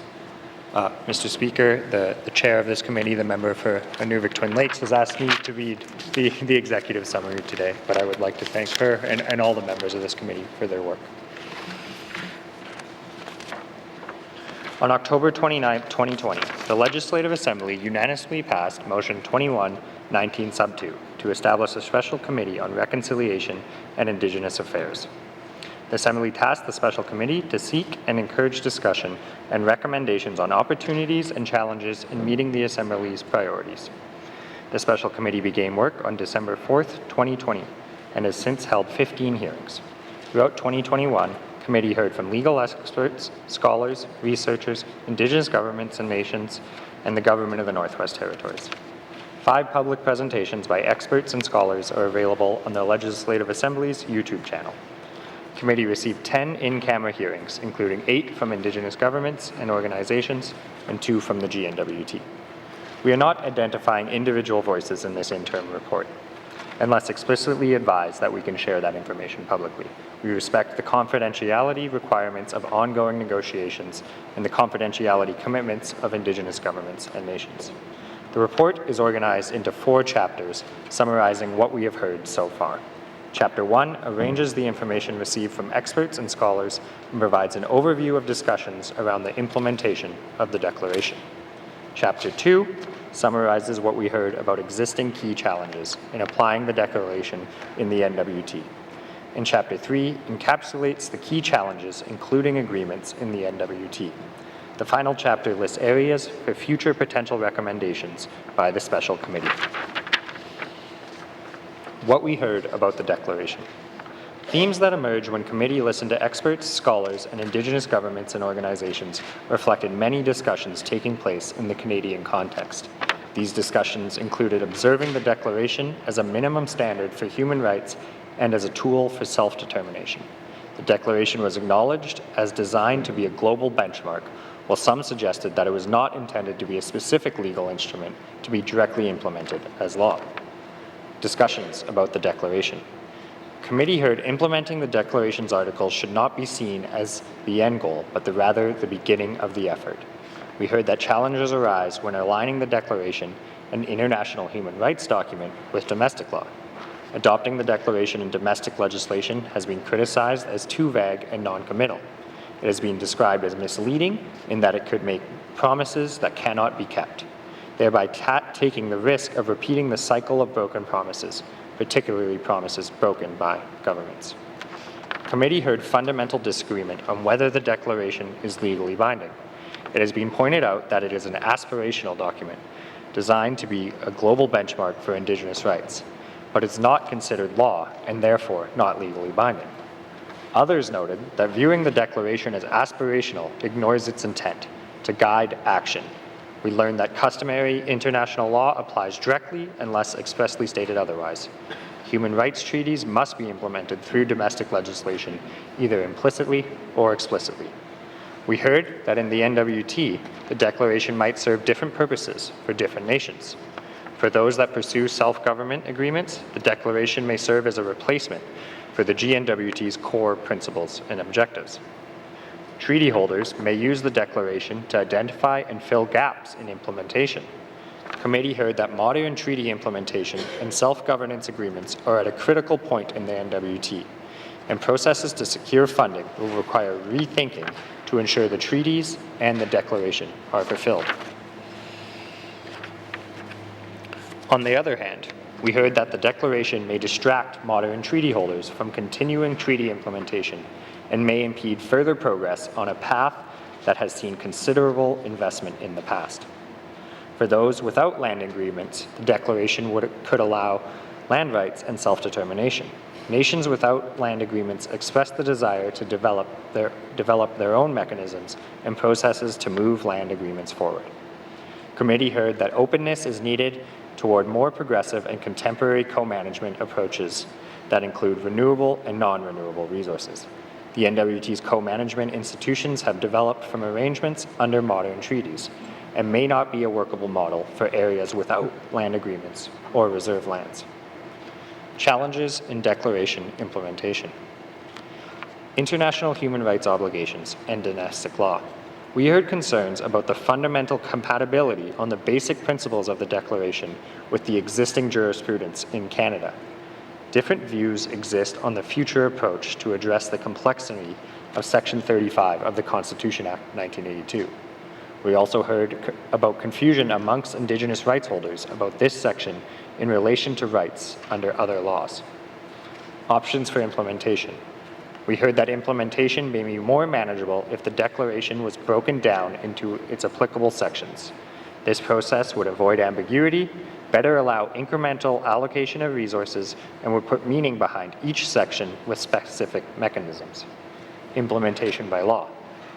Scholars have cautioned that confusion could arise if a divergent variety of implementation laws are developed in regions across the country.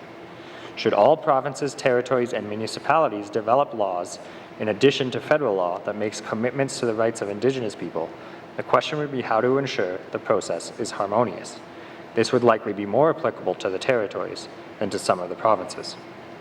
Co-developing legislation. Committee heard that co-developing legislation is the realization of reconciliation. However, to arrive at the result of co-development is not entirely clear. For some, past examples of co-development of legislation in the NWT were not sufficiently inclusive and in compliance with the Declaration principles. Others regarded the process used to develop the laws as examples of consent implementation in government collaboration. Legislation and consent. We heard that the core question of the Canadian debate on consultation is whether, or possibly to what extent, consent would be needed to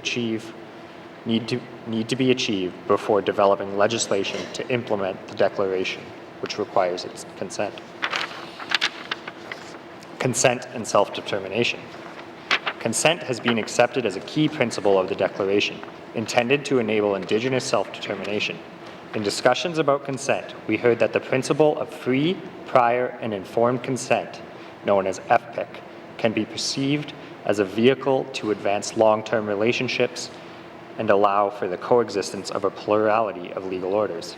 Committee was told not to underestimate the role of FPIC in establishing a different and positive relationship between Indigenous peoples and non-Indigenous segments of society.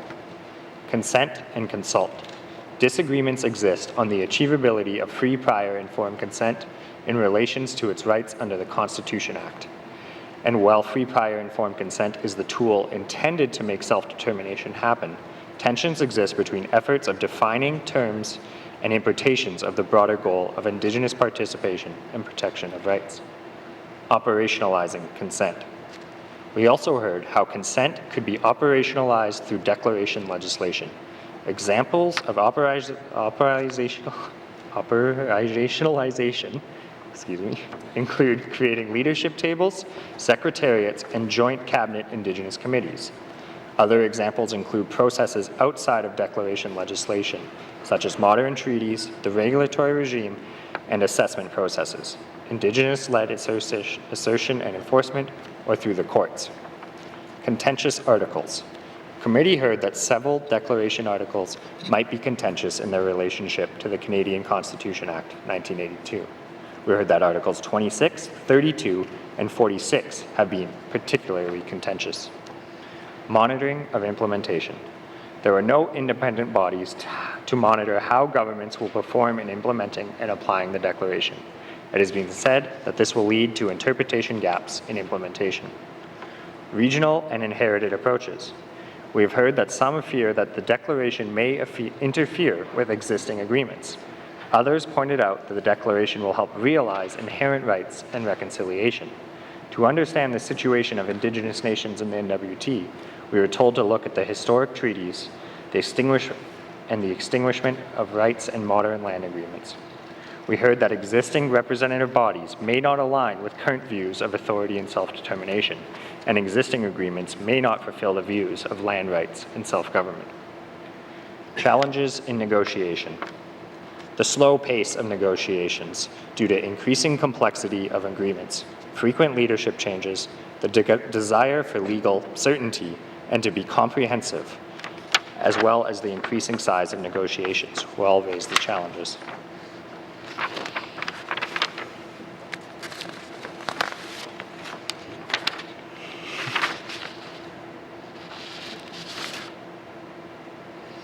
Negotiation mandates. Indigenous nations perceive themselves as being stuck in a negotiation structure inherited from the past, with little room to move forward or break out of. The GNWT was described as having been inflexible in the past.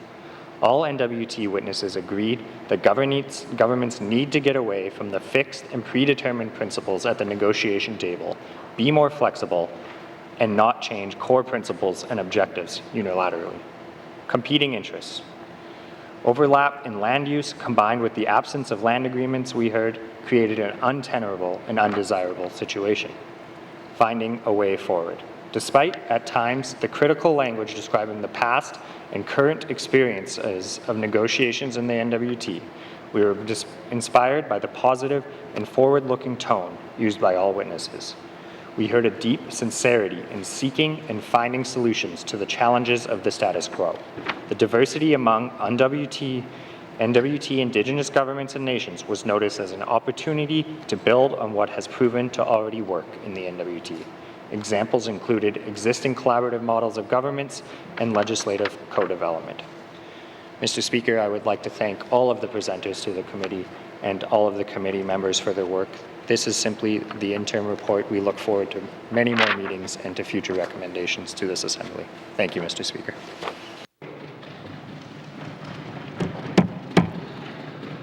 Thank you, Member for Yellowknife North. Member for Yellowknife North. Mr. Speaker, I move, second by the member for Thabacha, that the remainder of Committee Report 27-19-2 be deemed read and printed and answered in its entirety. Thank you, Mr. Speaker. Thank you, Member for Yellowknife North. The motion is in order to the motion. Question has been called. All those in favour? All those opposed? Any abstentions? The motion is carried. Committee Report 27-19(2) is deemed read and will be printed and answered in its entirety. Member for Yellowknife North.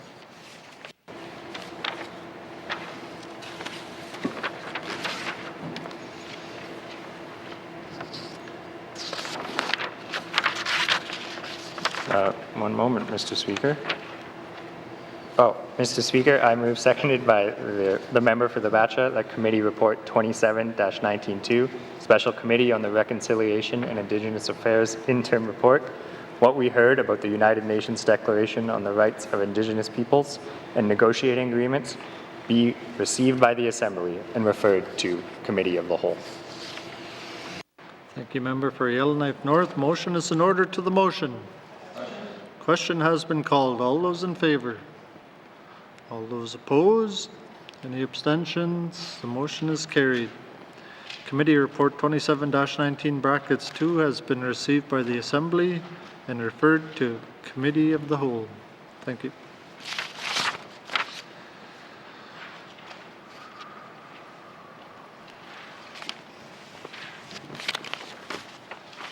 Reports of standing and special committees. Reports of standing and special committees. Member for Kamloops.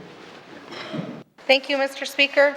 Mr. Speaker, your Standing Committee on Social Development is pleased to provide its report on Bill 39, an act to amend the Post-Secondary Education Act, and commend it to the House. Introduction. Bill 39, an act to amend the Post-Secondary Education Act, Bill 39, was first introduced by the Department of Education, Culture and Employment on November 24, 2021, and then referred to the Standing Committee on Social Development for review. The department proposed changes to the Northwest Territories Post-Secondary Education Act that would add details on quality assurance review, correct errors, and ensure alignment with the implementation of the United Nations Declaration on the Rights of Indigenous Peoples.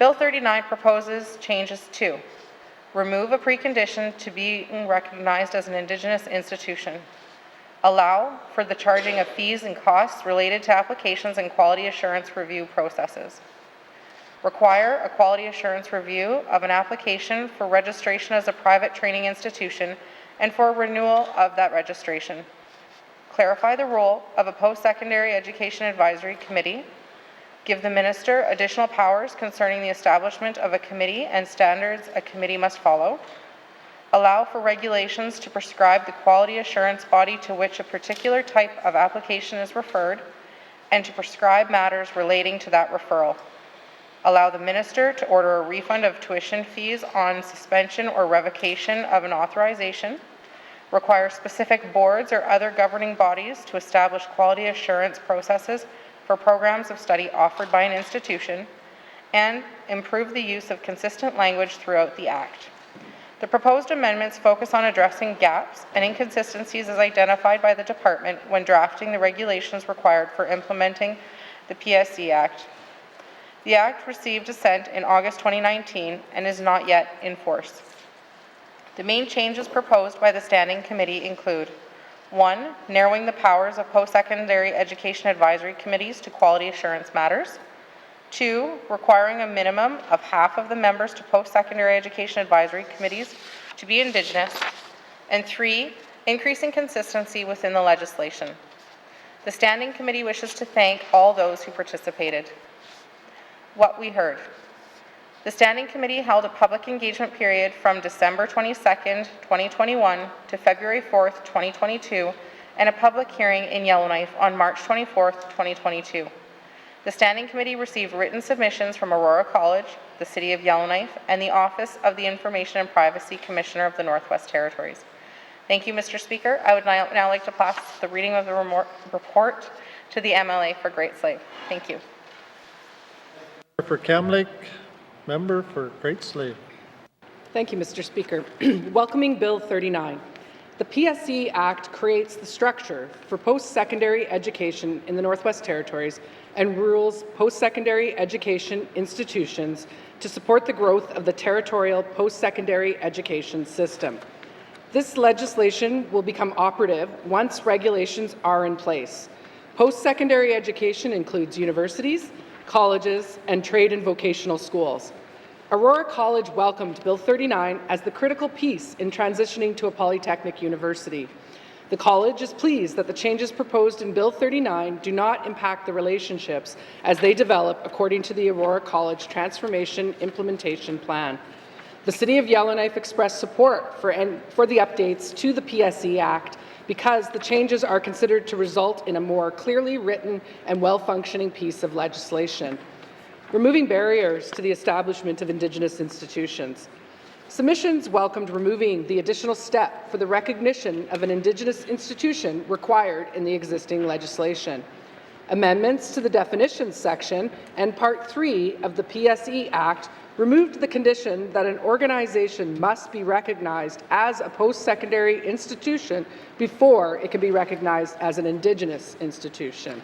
Aurora College welcomed the steps to expand the post-secondary education system in the NWT, including a new pathway for Indigenous institutions, and expressed full support for the relevant changes in Bill 39. We heard from Aurora College that the organization does not anticipate pursuing recognition as an Indigenous institution under the PSE Act. The City of Yellowknife supported the removal of barriers to the establishment of Indigenous institutions, but felt it could not provide comments because the process will be described in regulations. Fees and charges. Submissions welcomed the increase in clarity around fee collection. Aurora College recognized the importance of consistency and clarity around fees and welcomed changes in this area as proposed in Bill 39. The City of Yellowknife supported the amendment of the PSE Act to provide for the collection of fees and charges for quality assurance reviews. Bill 39 proposes allowing the department to charge fees related to quality assurance processes for Indigenous institutions, universities, degree-granting institutions, colleges, and private training institutions. The Standing Committee heard the concern that the amendments should be precise on the process for fees and charges. The City of Yellowknife requested an amendment to clarify in all applicable sections that a certain action will be undertaken upon receipt of an application and the prescribed fee. Post-secondary education advisory committees. Section 7 amends the power of the minister to establish post-secondary education advisory committees, provides for ministerial appointments to these advisory committees, and Section 66 brackets E allows the minister to set regulations regarding the members' qualifications and duties of the advisory committees. The quality assurance process under the PSE Act divides the responsibilities for conducting quality assurance reviews between an internal body and an external body. The external quality assurance body will be external to the Government of the Northwest Territories, reviewing all degree programs, universities, and any institution that wants to deliver a degree program. Bill 39 proposes that an internal body conducts reviews of vocational and private training institutions and colleges. This review body would be the advisory committee, which functions as the internal quality assurance body. The advisory committee would include departmental staff and other subject matter experts according to regulations on private vocational training, private training institutions, and the Act that establishes the college. In Canada, educational institutions, including colleges, are generally required to review their programs to assure compliance with standards and quality requirements. Provincial legislation or policy would set these requirements. Quality assurance bodies in the post-secondary education sector are often review boards, panels, or committees set up by departments to assess the program quality of institutions. The department informed that it is in negotiations with the Campus Alberta Quality Council to be the external review body for NWT's degree programs and university reviews. It is planned that the Alberta Quality Council conduct the quality assurance review for the NWT Polytechnic University in fall of 2022. In their submission, Aurora College has no concerns with the revised approach to assigning a quality assurance body through the Alberta Quality Council for degree-granting programs. The college notes that quality assurance requirements for all institutions are essential to maintaining students' and employers' confidence in the quality of credentials obtained in the NWT. The City of Yellowknife, in its submission, supports clarification of the role and authority of the Post-Secondary Advisory Committee. Access to information and privacy protection. The Information and Privacy Commissioner raised concerns concerning the post-secondary education advisory committees and their relationship to the long-term vision of NWT's post-secondary educational institutions and the Access to Information and Protection of Privacy Act. The Commissioner asked whether post-secondary institutions are listed as public bodies under ATIPA. Quality assurance bodies are identified as public bodies subject to the ATIPA. The advisory committee's records are subject to ATIPA, and the scope of duties of the post-secondary education advisory committees is defined. The Commissioner also asked that it be considered to determine in advance any limitation to rights of access to the records of the advisory committees. The Standing Committee's considerations: removing barriers to the establishment of Indigenous institutions. The Department explained that removing the condition to be recognized first as a post-secondary institution before being recognized as an Indigenous institution aligns the legislation with the United Nations Declaration on the Rights of Indigenous Peoples, particularly Articles 13 to 15. The Standing Committee supports the removal of this barrier and understands that this change improves the Act, prepares for a post-secondary education to have two knowledge streams, and supports the government mandate by supporting the implementation of the United Nations Declaration. Fees and charges. The City of Yellowknife requested an amendment to clarify in all applicable sections that a certain action will be undertaken upon receipt of an application and the prescribed fee. The amendment would add the words, quote, and the prescribed application fee, end quote, when receipts of application are issued. The Standing Committee discussed this technical amendment. While members understood the intent to clarify that the minister cannot consider an application until the prescribed application fee has been paid, it's not sure why the requirement would need to be reiterated. The Standing Committee decided that the preceding subsection 9 bracket 1 is sufficient in requiring payment and agreed to not proceed with the proposed amendment. I would now pass the reading off to my colleague from Hay River South. Thank you, Mr. Chair, or Speaker. Thank you, member for Great Slave. Member for Hay River South. Thank you, Mr. Speaker. Post-secondary education advisory committees. The Standing Committee determined that the description of the creation and functioning of the Quality Assurance Advisory Committees and assurance bodies in the Post-Secondary Education Act is unclear. When the PSE Act was created as Bill 48 in the 18th Assembly, our predecessor Standing Committee on Social Development made the following observations regarding advisory committees in its report on the bill. Bullet 1. That Bill 48 was unclear about the role of the advisory committees in the quality assurance process, as was the distinction between the work of an advisory committee and that of a quality assurance body. Bullet 2. That is appropriate, the department will use homegrown advisory committees, including for applications for recognition as an Indigenous institution and in other instances that may draw on the expertise of quality assurance bodies established elsewhere. Section 7 allows the minister to establish more than one advisory committee. Bill 39 ensures the minister follows regulations when appointing committee members. Subsection 7, bracket 2. In the current PSE Act, the Post-Secondary Advisory Committee is intended to provide reviews of post-secondary institutions operating in the NWT. However, the Act does not explain the difference between the Post-Secondary Advisory Committee and other quality assurance bodies. For Bill 39, the intent for changes to the language around advisory committees was to clarify the role of the advisory committee as a quality assurance body for non-degree granting institutions, with further clarification to be set out in regulations. Committee posed several questions on the work of the Post-Secondary Education Advisory Committee in correspondence with the department, and learned that the Post-Secondary Education Advisory Committees carry out reviews and then advise the minister after the reviews are complete, as is common practice across Canada. The advisory committees will review applications, develop recommendations, advise on findings, seek input from subject matter experts specific to the application under review, compile the information, and provide advice and recommendations to the Minister of Education, Culture, and Employment, but have no decision-making authority. The department informed the Standing Committee that the terms of reference for the post-secondary education advisory committees would be completed when the quality assurance regulations are drafted. The Standing Committee found subsection 7, bracket 1, bracket B, challenging, as it was positioned under the topic of quality assurance and did not refer to quality assurance but to administration.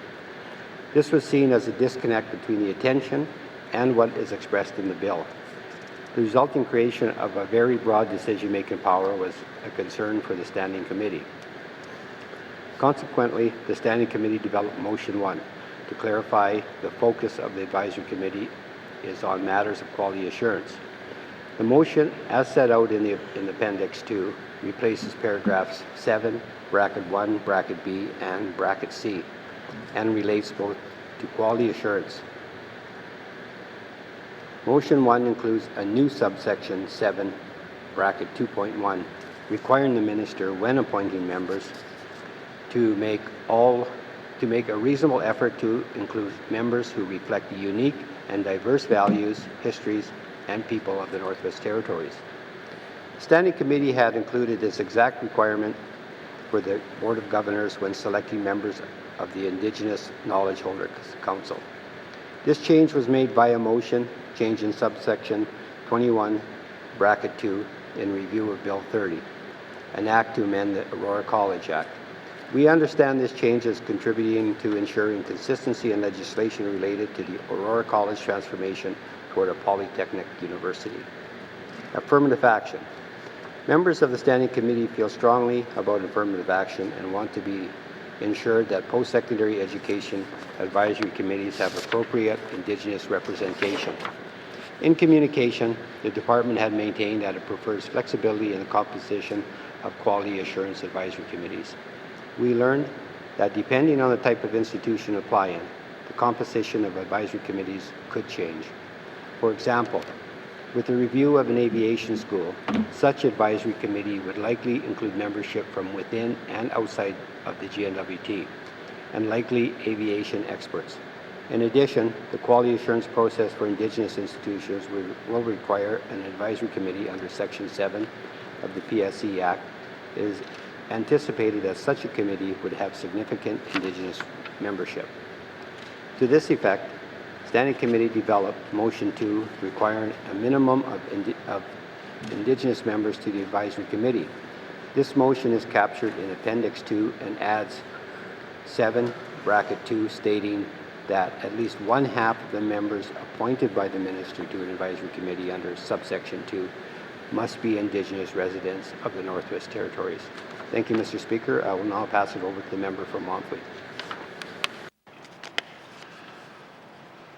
Thank you. Member for Haver South. Member for Mumphrey.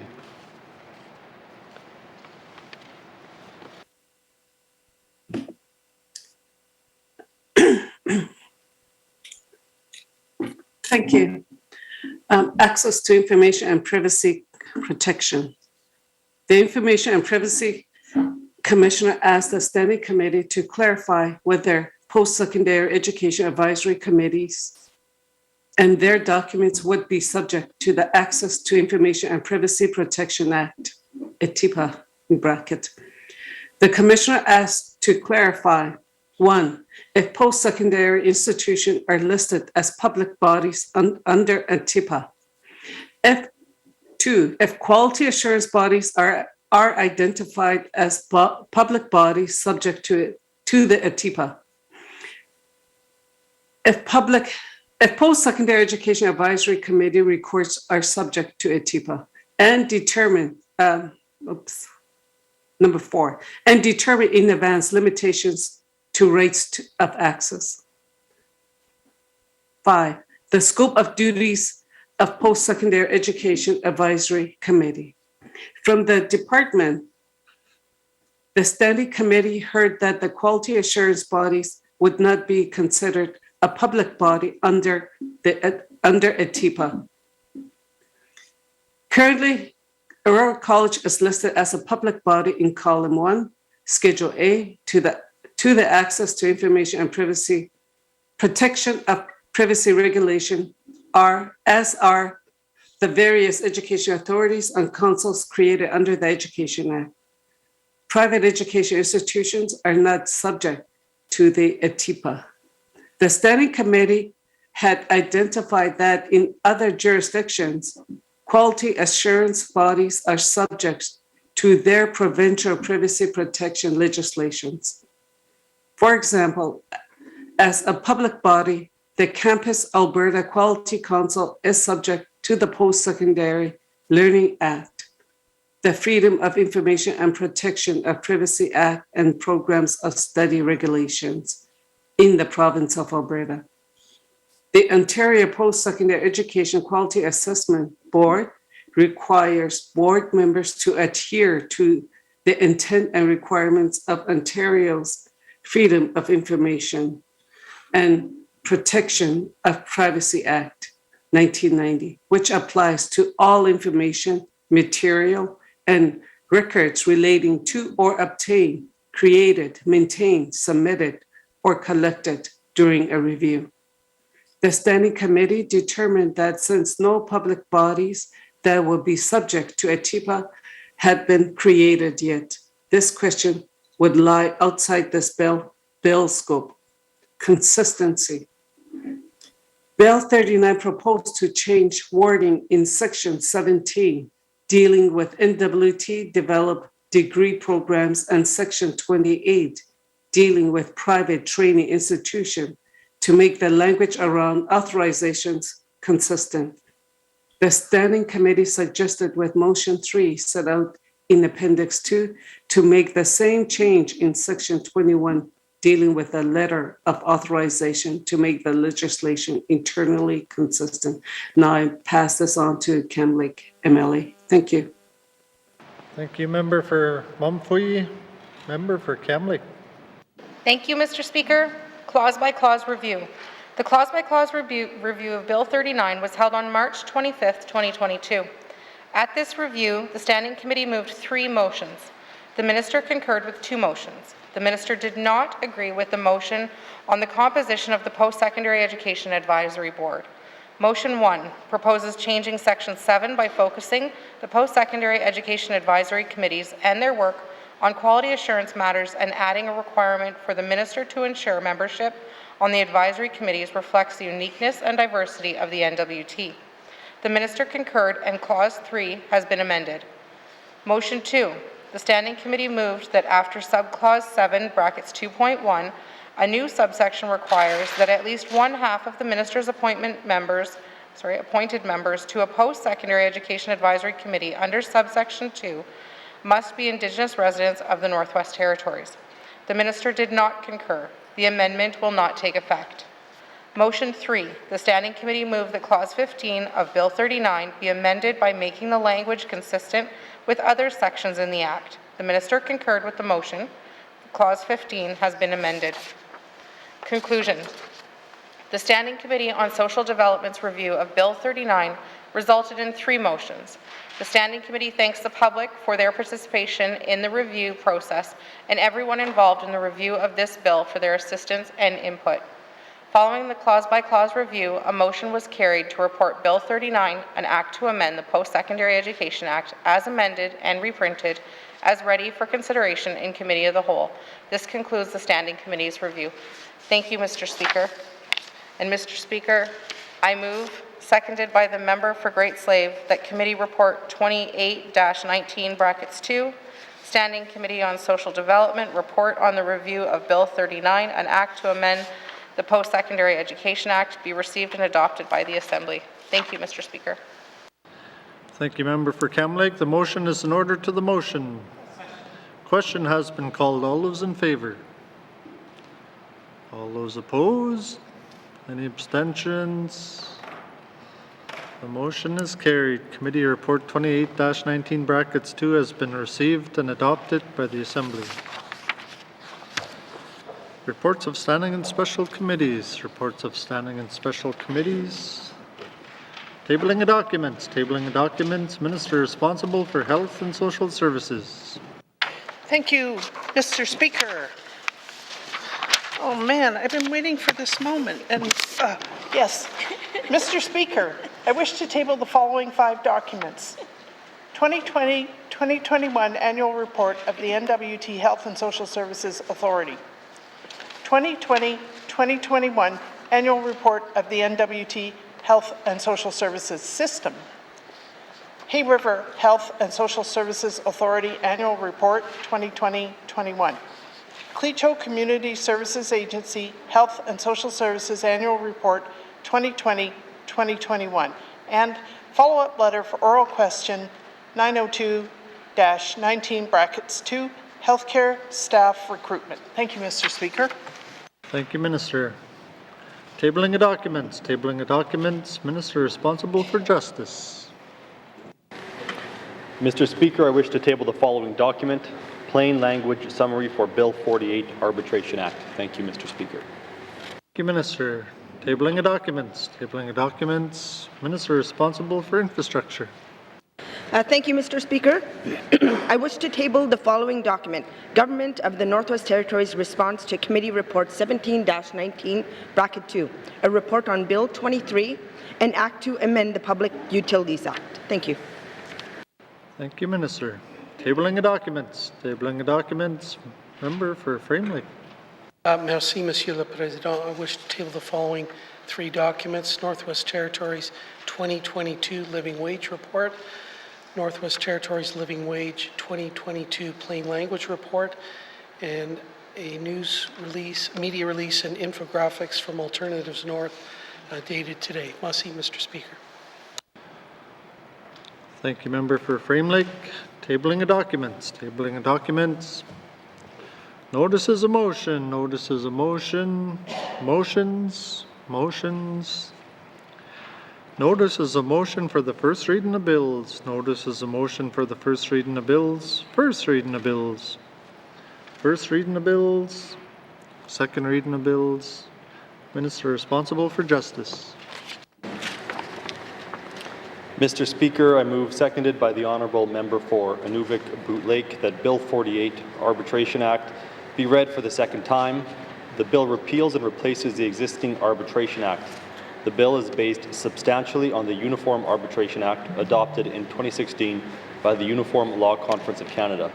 The bill provides extensive and necessary updates to the law governing arbitration in the Northwest Territories, including provisions respecting the commencement and consolidation of arbitral proceedings, the composition of arbitral tribunals and the appointment and removal of arbitrators, the jurisdiction of arbitral tribunals, matters of evidence and procedure, including the issuance of subpoenas and the giving of evidence by experts and other witnesses, the granting of enforcement and interim measures and preliminary orders, the making of arbitral awards and the awarding of costs, the termination of arbitral proceedings, the enforcement of arbitral awards, including awards made in other jurisdictions in Canada, recourse against arbitral awards, including appeals, and the confidentiality of arbitral proceedings. Thank you, Mr. Speaker. Thank you, Minister. The motion is in order to the principle of the bill. Question has been called. Members, pursuant to Rule 10.3 brackets 1, a recorded vote is required. The clerk shall call on each member by writing name to cast their vote, starting with the mover, those participating remotely and those participating in the chamber in the order of their seats. When the clerk calls on you, please state whether you are for, against, or abstaining from second reading. The member for Hay River South. Sorry, member for Hay River North. In favor. The member for Yellowknife South. In favor? For Yellowknife South votes in favor. The member for Montfouille.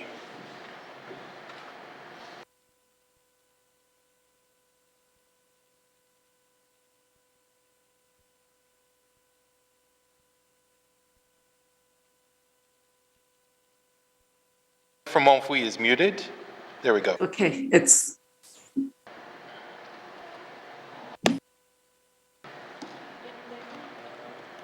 Anybody here? Red lips favor.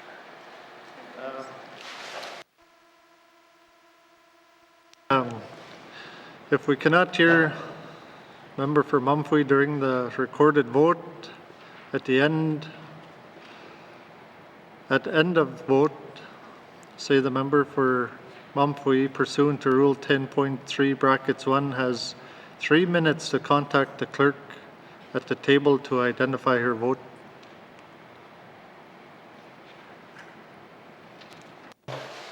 Proceed. Thank you. The member for Decho.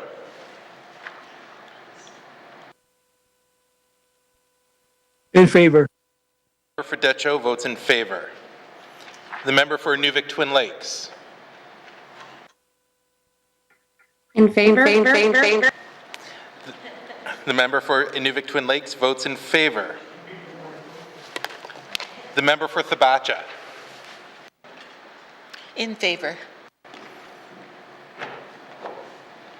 The member for Frame Lake. In favor. The member for Cam Lake. In favor?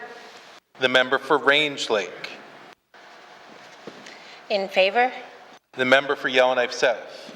In favor? The member for Great Slave. In favor. The member for Hay River South. In favor. The member for Yellowknife North. For.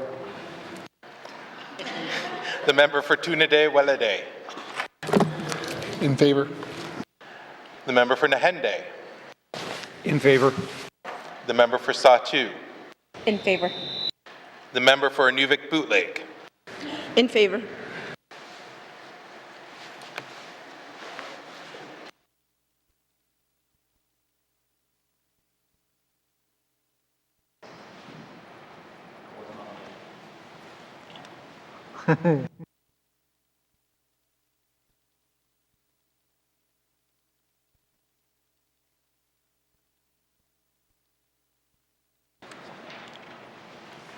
Thank you. There is also the recorded vote, 17 in favor, 0 opposed, 0 abstentions. The motion is carried. Bill 48 has had second reading and is referred to a standing committee of the Legislative Assembly for review. Second reading of bills. Second reading of bills. Consideration and committee of the whole of bills and other matters. Bill 23. Bill 29, Bill 39, Bill 41, Committee Report 26-19 brackets 2, Table Document 561-19 brackets 2. By the authority given to me as Speaker by Motion 1-19 brackets 2, I hereby authorize the House to sit beyond the daily hour of adjournment to consider the business before the House. With member for Hay River South in the chair.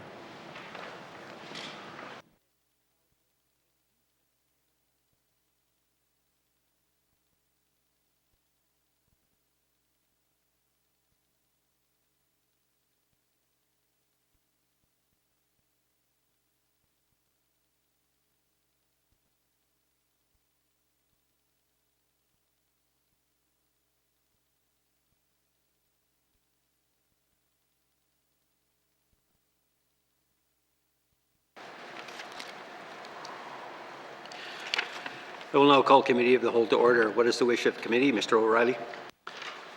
Merci, Monsieur le Président. Committee wishes to consider table document 561-19 brackets 2, main estimates, Bill 39, Bill 41, Committee Report 26-19 brackets 2. Merci, Mr. Chair. Thank you. Does committee agree? Committee, we will take a short recess.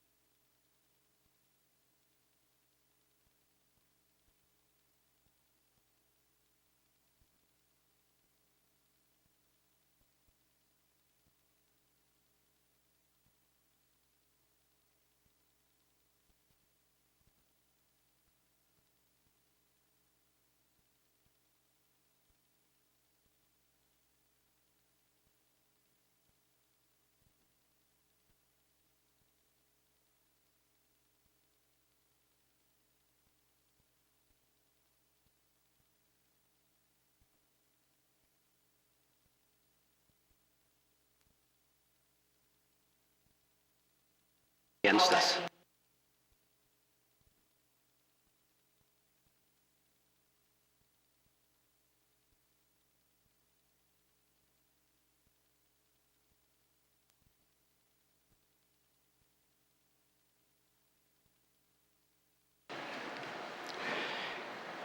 I'll call Committee of the Whole back to order. Committee, we have agreed to resume consideration of table document 561-19 bracket 2, main estimates 2022-2023. I understand the Minister of Finance wishes to make a statement. Minister?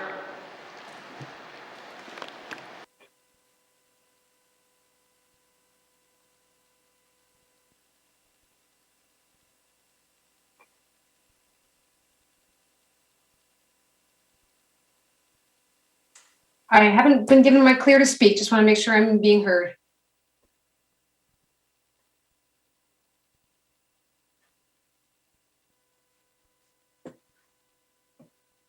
Okay, good. Thank you, Mr. Chair. Yes, Mr. Chair, I do have a few remarks.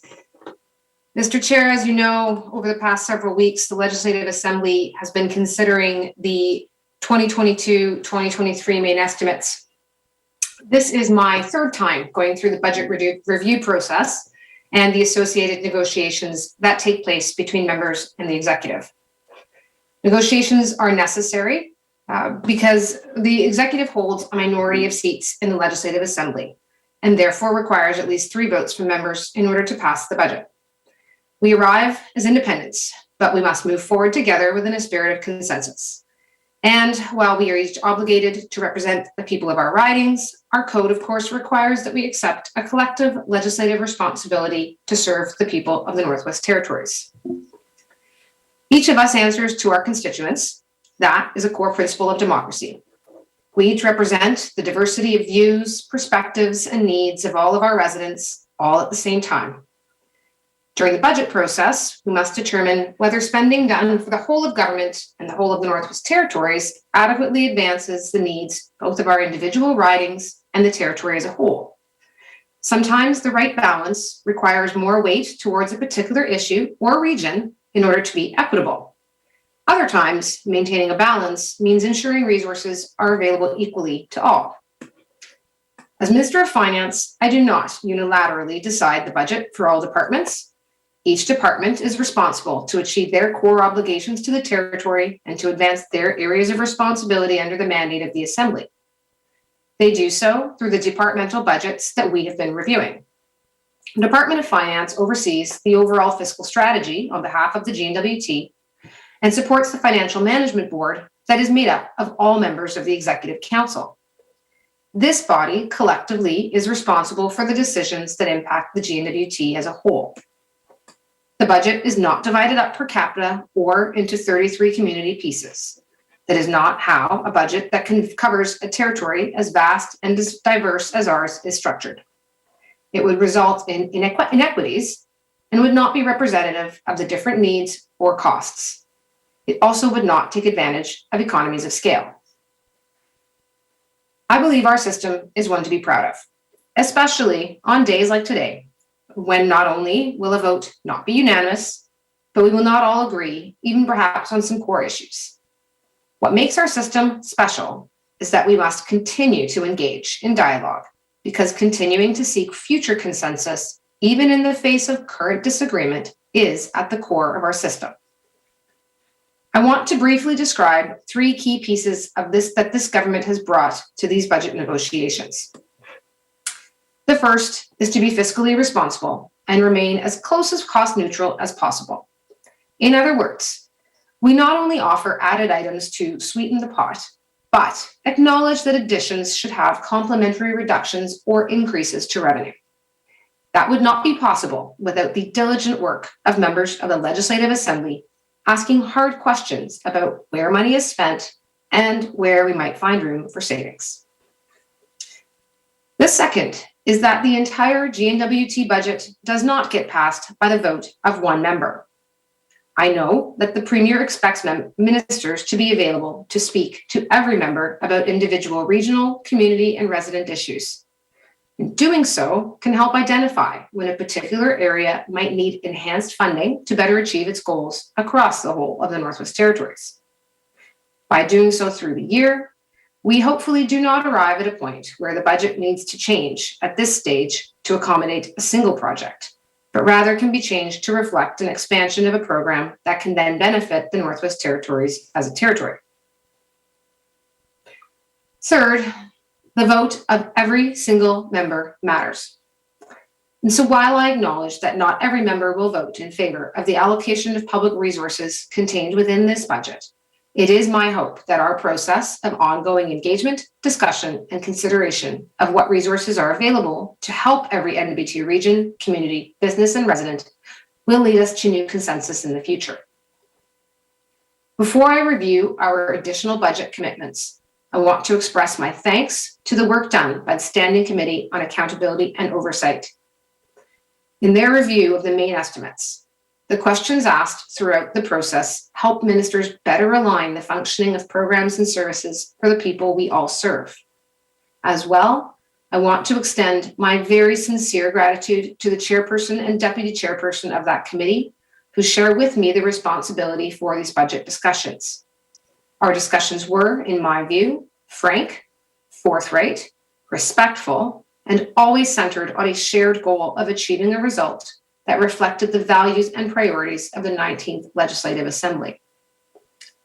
Through these conversations, we've arrived at a budget that will enhance program delivery in the true spirit of consensus government for the benefit of all residents and that is reflective of the priorities of the 19th Legislative Assembly. Resulting commitments are as follows. Increased funding for housing. Members have spoken passionately about the housing situation in the Northwest Territories.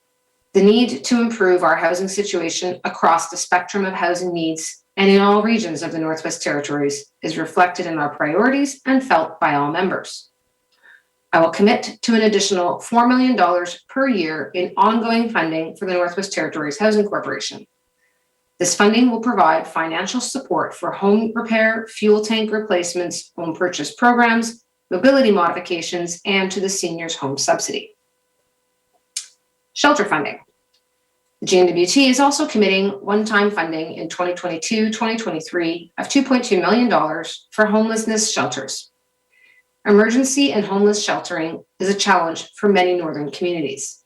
This funding does not solve the Northwest Territories homelessness problem, but enables ongoing work and frees other resources to support new initiatives. Heritage Center funding. The Northwest Territories culture is unique and should be celebrated. To this end, I am committing $500,000 in ongoing funding to Northwest Territories-based heritage centers. This funding will give heritage centers across the North much needed financial support for both operational requirements and capital improvements. This will help ensure our culture and heritages can be proudly displayed for generations to come. Non-government organizations. Non-government organizations are an important part of program delivery in the North. These partners are frontline advocates on behalf of the GNWT when delivering services around the North. At the same time, these organizations are often asked to do more with less and need more certainty in the funding they receive from government. With this in mind, I've asked the Department of Finance to develop procedures for multi-year funding agreements that will allow for inflationary increases for those third parties who deliver core government programs or services on behalf of the government. Financial impact of this commitment will be included in future budgets for approval by this House. Together, these additional commitments will add more than $6.7 million to the GNWT's budget, of which $4.5 million is permanent and ongoing for future generations. Revenue offsets and expenditure reductions. This budgeting exercise has not only been about strategically adding money to high priority areas. Members from both sides of this House have clearly raised concerns regarding the state of our economy, the rising cost of living, and the GNWT's level of spending and future borrowing requirements. And if we are all truly committed to the GNWT's financial health and to leaving the next government in a stable financial position, then we cannot only add to our budget without also seeking reductions or identifying opportunities for new revenues. As soon as practically possible, I will be increasing the tobacco tax to make the Northwest Territories one of the highest taxed jurisdictions in Canada. The Northwest Territories continues to be one of the highest consumers of tobacco in Canada, and I am hopeful this increase in tobacco tax will change that. Increasing the tobacco tax is expected to raise as much as $3 to $3.5 million annually, which will be used to help offset these additions to the 2022-2023 budget. Additionally, I will be implementing targeted expenditure reductions to contract services across the GNWT to raise an additional $2.4 million annually. These reductions will be effective for the 2022-23 fiscal year and will be permanently reflected in future departmental budgets.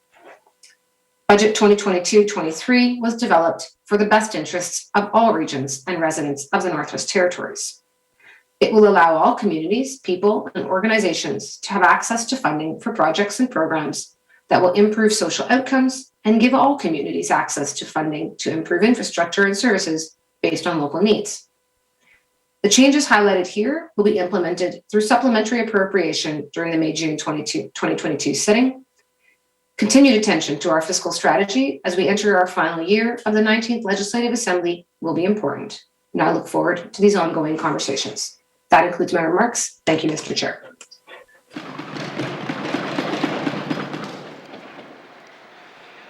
Thank you, Minister. I'll now open the floor for general comments on the Minister's statement. Do any members have general comments before we begin the departmental summaries? Mr. O'Reilly. Thanks very much, Mr. Chair. I want to thank the Minister of Finance and her staff and indeed all of our cabinet colleagues for these compromises and the hard work that went into them.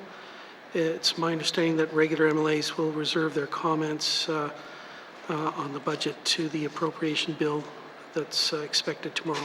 Thanks, Mr. Chair. Thank you, Mr. O'Reilly. Any further comments?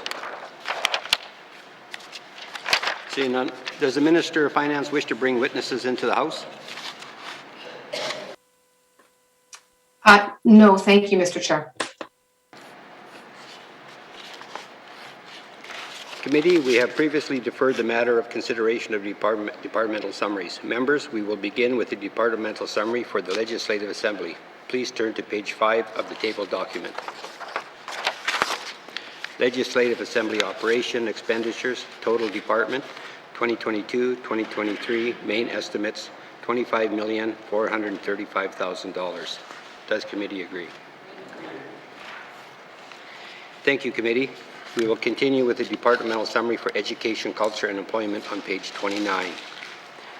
Education, Culture, and Employment Operations Expenditures, Total Department, 2022-2023, Main Estimates, $358,313,000. Does committee agree? Thank you, committee. We'll continue with the departmental summary for Environmental and Natural Resources on page 69. Environmental Natural Resources Operation Expenditures, Total Department, 2022-2023, Main Estimates, $98,723,000. Does committee agree? Thank you, committee. We'll continue with the departmental summary for Executive and Indigenous Affairs on page 109. Executive and Indigenous Affairs Operation Expenditures, Total Department, 2022-2023, Main Estimates, $22,114,000. Does committee agree? Thank you, committee. We'll continue with the departmental summary for Finance on page 137. Finance Operation Expenditures, Total Department, 2022-2023, Main Estimates, $35,239,000. Does committee agree? Thank you, committee. Oh, Mr. O'Reilly. Thanks, Mr. Chair. I think you said 35 million. I think it should have been 335,239,000. Thanks. Can you just repeat that? Sure, thanks, Mr. Chair. When I look at the page 137 of the main estimates for finance, it's 335,239,000. I don't think we want to shortchange them by 300 million. But, you know, we're always open to further changes here, so. But no, I think we just need to get that number right. Thanks, Mr. Chair.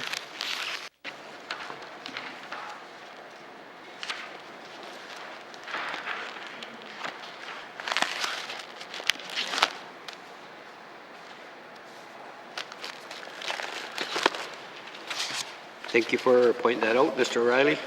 I was trying to get something for Hay River. Thank you. Finance Operation Expenditures, Total Department, 2022-2023, Main Estimates, $335,239,000. Does the committee agree? Thank you, committee. We will continue with the departmental summary for Health and Social Services on page 169. Health and Social Service Operation Expenditures, Total Department, 2022-2023, Main Estimates, $594,777,000. Does committee agree? Agreed. Thank you, committee. We'll continue with the departmental summary for industry, tourism, and investment on page 203. Industry, tourism, and investment operation expenditures, total department, 2022-2023 main estimates, $59,625,000. Does committee agree? Thank you, committee. We'll continue with the departmental summary for infrastructure on page 231. Infrastructure operation expenditures, total department, 2022-2023 main estimates, $278,853,000. Does committee agree? Thank you, committee. We'll continue with the departmental summary for justice on page 275. Justice operation expenditures, total department, 2022-2023 main estimates, $137,054,000. Does the committee agree? Thank you, committee. We will continue with the departmental summary for lands on page 311. Lands operation expenditures, total department, 2022-2023 main estimates, $22,915,000. Does committee agree? Thank you, committee. We'll continue with the departmental summary for municipal and community affairs on page 331. Municipal and community affairs operations expenditures, total department, 2022-2023 main estimates, $123,104,000. Does committee agree? Thank you, committee. We'll continue with the departmental summary for the Northwest Territories Housing Corporation on page 373. Please note the Northwest Territories Housing Corporation is an information item only and will not be voted on. Does the committee agree this concludes our consideration of the Northwest Territories Housing Corporation? Does the committee agree that this concludes consideration of table document 561-19 bracket 2?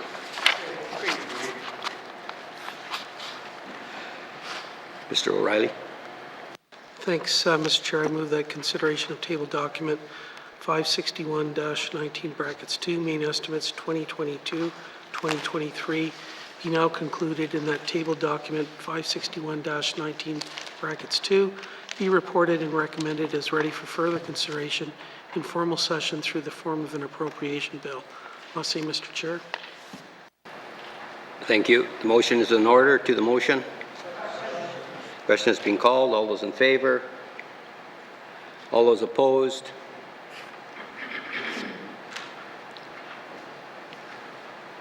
The motion is carried. Table document 561-19 bracket 2 will be reported as ready for consideration in formal session through the form of an appropriation bill.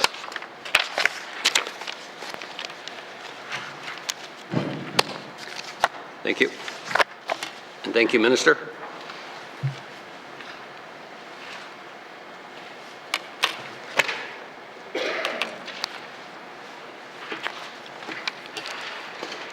Committee, we'll move on to the next item. Committee, we have agreed to consider Bill 39, an act to amend the Post-Secondary Education Act. I will ask the Minister of Education, Culture and Employment to introduce the bill.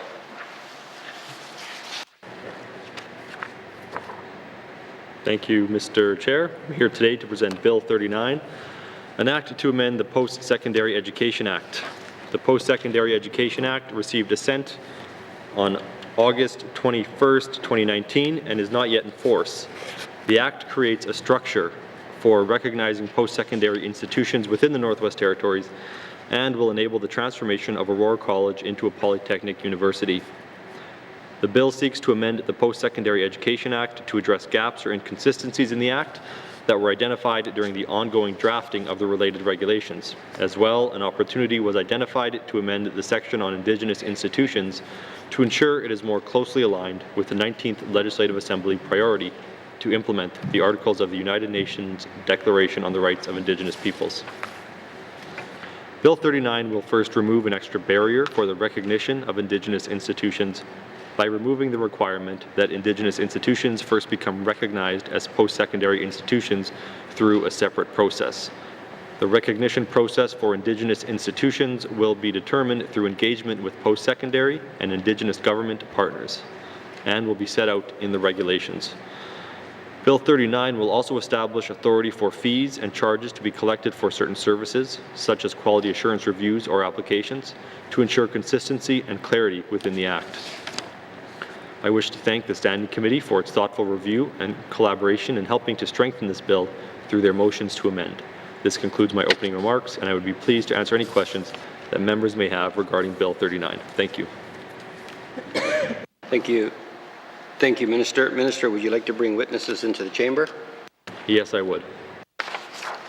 Sergeant at Arms, please escort the witnesses into the chamber.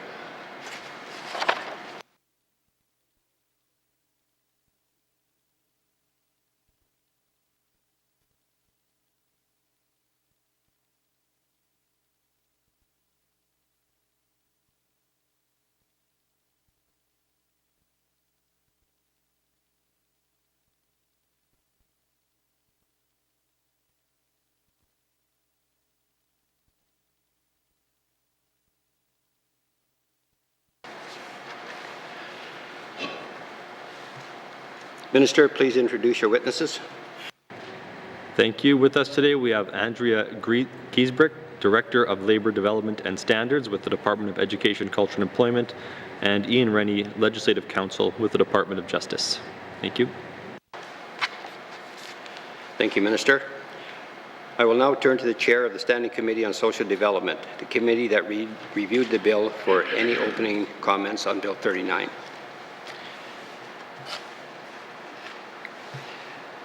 Ms. Cleveland. Thank you, Mr. Chair.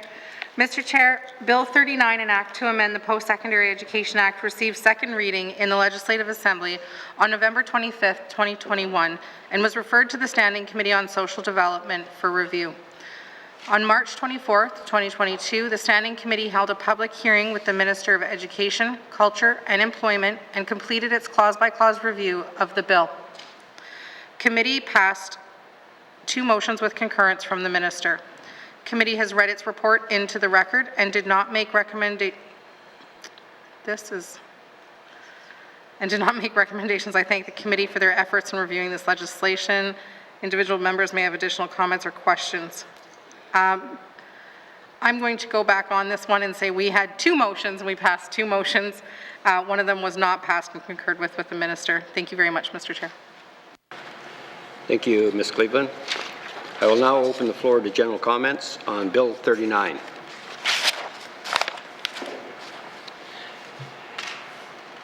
Is the committee agreed that there are no general comments?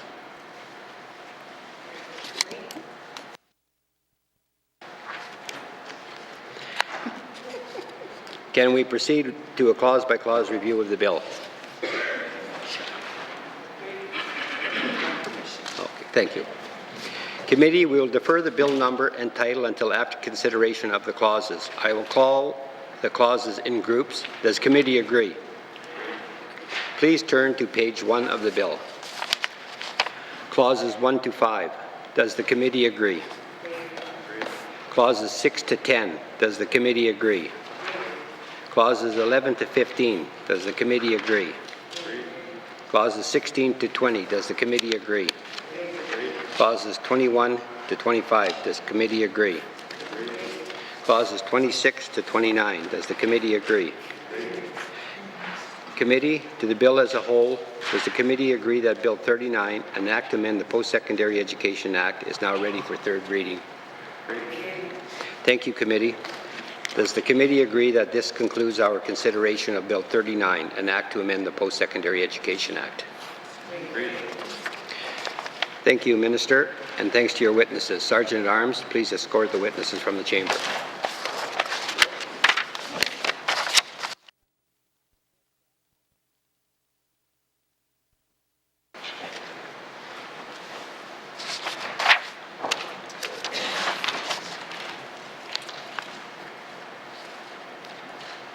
Committee, we have agreed to consider Bill 41, Justice Administration Statutes Amendment Act. I will ask the Minister of Justice to introduce the bill. Minister. Thank you, Mr. Chair. I'm here today to present Bill 41, the Justice Administration Statutes Amendment Act. Bill 41 is an omnibus bill, and yes, we do have omnibus bills in this assembly, that advances amendments to 3 pieces of legislation: the Jury Act, the Summary Conviction Procedures Act, and the Partnership and Business Names Act. This approach was taken to streamline the process for advancing these 3 relatively minor amendments in a more efficient manner. The changes being proposed for the Jury Act will ensure that territorial legislation regarding jury qualification standards match those of the Criminal Code as amended in 2019.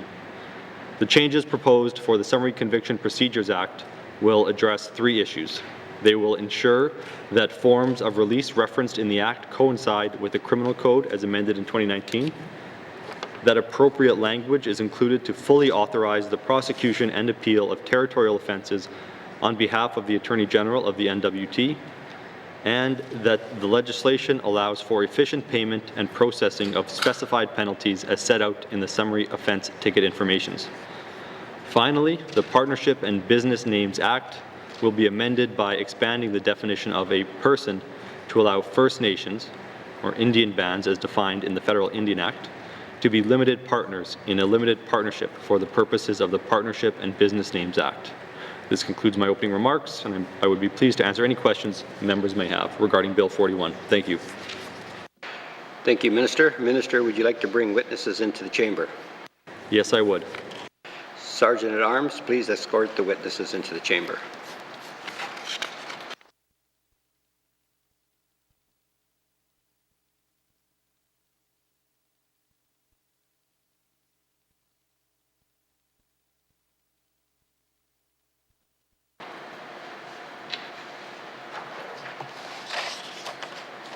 Minister, please introduce your witnesses. Thank you. With us, we once again have Mr. Ian Rennie, Legislative Counsel with the Department of Justice, and Mr. Brad Patzer, Assistant Deputy Minister, Attorney General with the Department of Justice. Thank you. I will now turn to the Chair of the Standing Committee on Social Development, the committee that reviewed the bill, for any opening comments on Bill 41. Ms. Cleveland. Thank you, Mr. Chair. Mr. Chair, Bill 41, Justice Administration Statutes Amendment Act, received second reading in the Legislative Assembly on December 7th, 2021, and was referred to the Standing Committee on Social Development for review. On March 24th, 2022, the Standing Committee held a public hearing with the Minister of Justice and completed its cause-by-cause review of the bill. The committee received no submissions on this bill. I thank the committee for their efforts in reviewing this legislation. Individual members may have comments or questions. Thank you, Mr. Chair. Thank you. I will now open the floor to general comments on Bill 41.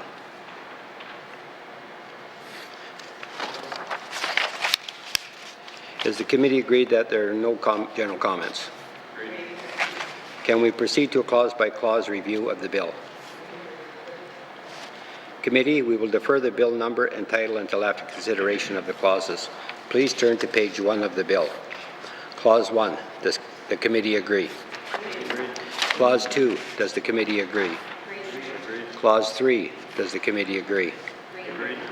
Committee, to the bill as a whole, does the committee agree that Bill 41, Justice Administration Statutes Amendment Act, is now ready for third reading? Agreed. Thank you, committee.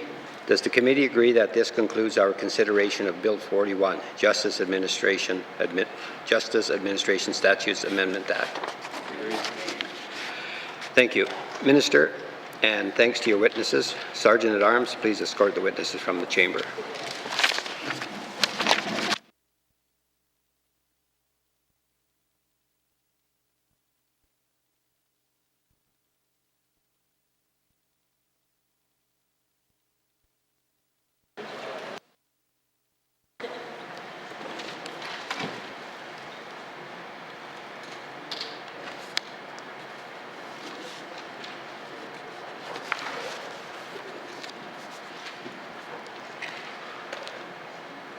Okay, committee, we will move on.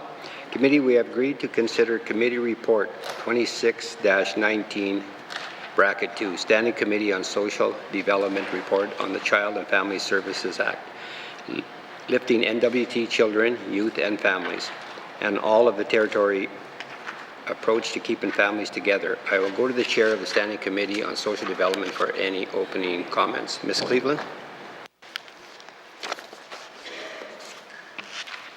Thank you very much, Mr. Chair. Mr. Chair, the committee's report was read into the record yesterday, Tuesday, March 29th, 2022.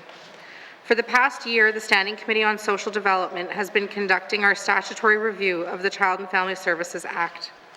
This has been very difficult, personal, and emotional work, Mr. Chair, but it is also very important work, vital work, and work I am proud to have been part of.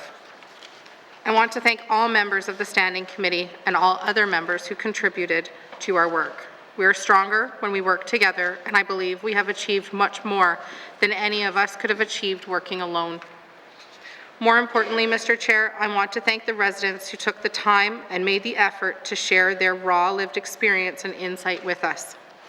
By listening to their stories, experiences, and expertise, we as a committee and as individuals were able to better understand the impacts of our child and family services system on those who are most affected by it.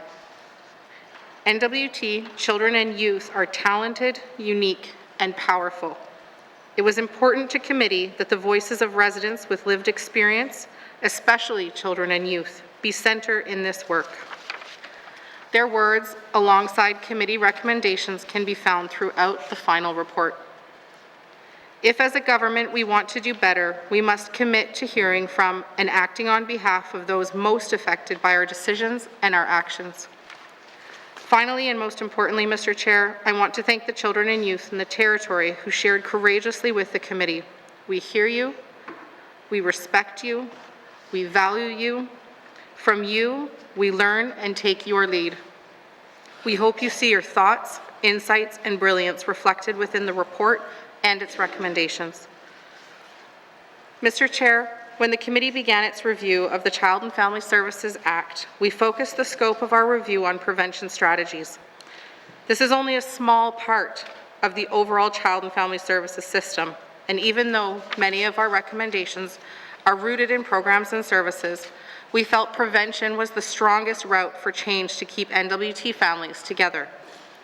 The recommendations of the report, which we will have the opportunity to discuss today, focus on prevention, early intervention, and targeted supports, and are informed by feedback provided to committee throughout our engagement process.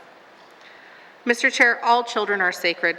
Over 98% of children and youth in care in the NWT are Indigenous, even though just 57% of the population of children and youth are Indigenous in the territory. The committee dedicated a significant portion of its discussions to cultural continuity and the vital role culture plays in individual and community wellness in every one of our 33 communities. As a committee, we recognize that true change is dependent on more than one government department. So we call on champions at all levels of governments, Indigenous governments and groups, non-governmental organizations, and allies to work together to provide a broader continuum of care, including supports and resources for all children and youth across the NWT. Individual members may have comments on the report, and I would like to thank the committee for their intimate and passionate work on this report. Thank you, Mr. Chair. Thank you, Ms. Cleveland. I will now open the floor to general comments on Committee Report 26-19(2), Standing Committee on Social Development Report on the Child and Family Services Act, lifting NWT children, youth, and families, and all of territory approach to keeping families together. Ms. Dockelby. Thank you, Mr. Chair. I won't be able to express myself as eloquently as my colleague did, and I appreciate her words, and I think they very much captured the spirit of the work and how we progressed. I think for myself, when I moved to this side of the House and I joined the Social Development Committee, it was one that I felt was outside of my wheelhouse and has definitely been my steepest learning curve on this side of the House. As a person without children myself, it was a whole new area to me, and I also wanted to express my thanks to those that shared with me and shared their experiences. I recognize the place of privilege that I come from, and that I really cannot even imagine the depths of the trauma that people have felt as their families have been ripped apart. I can touch a bit on that of not having had time with my own father growing up, so I do have some understanding of that parental alienation. And so I just wish to reiterate what the chair said, that this was very moving work, it's very important work, and that I just want to say thank you to everybody that participated from the bottom of my heart. Thank you, Mr. Chair. Thank you, Ms. Nickleby. Are there any further general comments? Mr. Johnson. Thank you, Mr. Chair. I have been critical about statutory reviews in the past, but I think if there was one that was, an obvious contender for this committee to choose, even though they had to do it, which would be the Child and Family Services Act. We've had two rather damning Auditor General reports in this area, and those reports speak to how the department is implementing policies. They don't necessarily speak to whether those are the correct policies, and the Auditor General is not in and of itself there to focus on prevention. And I think this committee made the right choice in focusing on prevention. I really do think this is the gold standard of committee reports, both in its end result and its process. I'm not a member of this committee, but I participated in a number of the hearings. They used a wide variety of engagement tools. This committee was working harder than any other to engage with people during COVID to complete this work. They had very frank and honest conversations with a number of people who are involved in the system, and I think it has resulted in truly amazing work that when you read it alongside the two Auditor General's reports, it's clear we have a path forward working with Canada and working with our Indigenous governments and all those in the system to improve this area. I will have further comments on the motions, and going forward in this assembly, I think there's some big questions about how we fund it. It's another one of those, we should make this a priority though, Mr. Chair, because prevention is the path forward, and this report really sets out some admirable recommendations and goals. So I just want to thank the committee for this great work and everyone who presented to committee. Thank you, Mr. Chair. Thank you, Mr. Johnson. Ms. Semler. Thank you.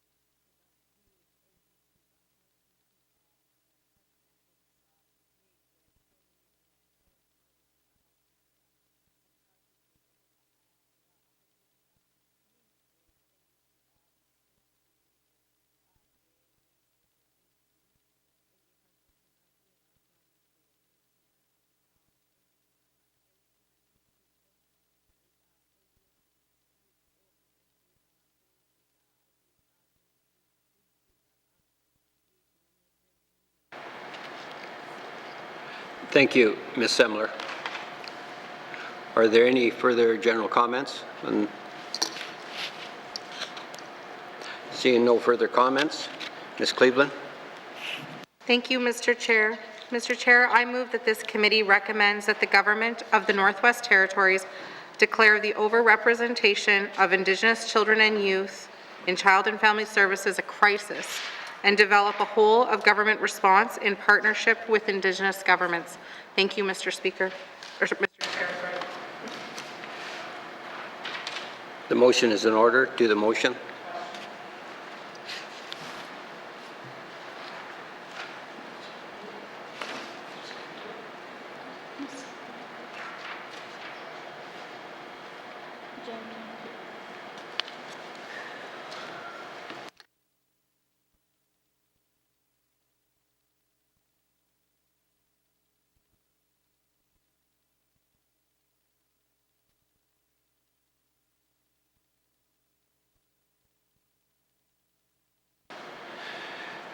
Committee will just take a 5-minute break to fix some audio problems. Thank you.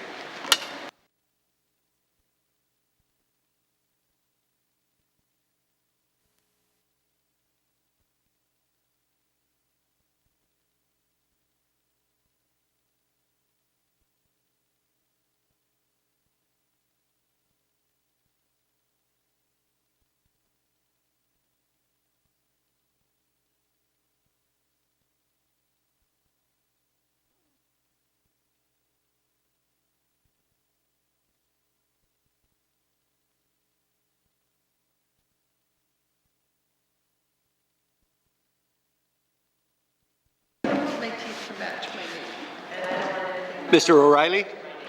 Thanks, Mr. Chair. As I understand, we're having a few technical issues, so I move that the chair rise and report progress. There is a motion on the floor to report progress. The motion is in order and non-debatable. All those in favor? All those opposed? Motion is carried. I will now rise and report progress.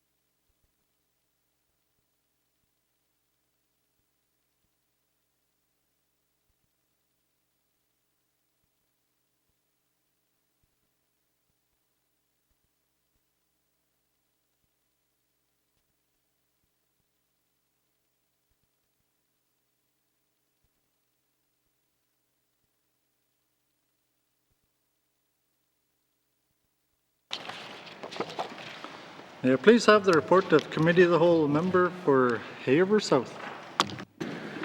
Mr. Speaker, your committee has been considering Bills 23, 29, 39, and 41.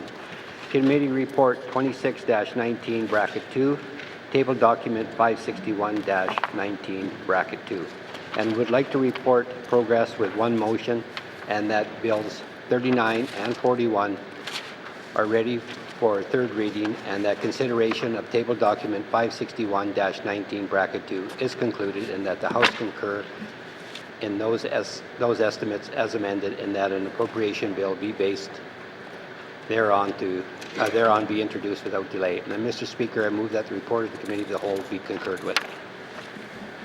Thank you, member for Hay River South. Do we have a seconder? Member for Hay River North. All those in favor? All those opposed? Any abstentions? Motion is carried. Third reading of bills. Third reading of bills. Mr. Clerk, orders of the day. Thank you, Mr. Speaker. Orders of the day for Thursday, March 31st, 2022, 1:30 p.m. Prayer, minister statements, member statements, returns to oral questions, oral question 1067-19-2, recognition of visitors in the gallery, acknowledgements, oral questions, written questions, returns to written questions, replies to the Commissioner's address, petitions, reports of committees on the review of bills, reports of standing and special committees, tabling of documents, notices of motion, motions, motion 51-19-2, notices of motion for first reading of bills, second reading of bills, consideration in committee of the whole of bills and other matters, Bill 23, Bill 29, Committee Report 26-19-2, report of committee of the whole, third reading of bills, orders of the day. Thank you, Mr. Clerk. This House stands adjourned until Thursday, March 31st, 2022 at 1:30 p.m.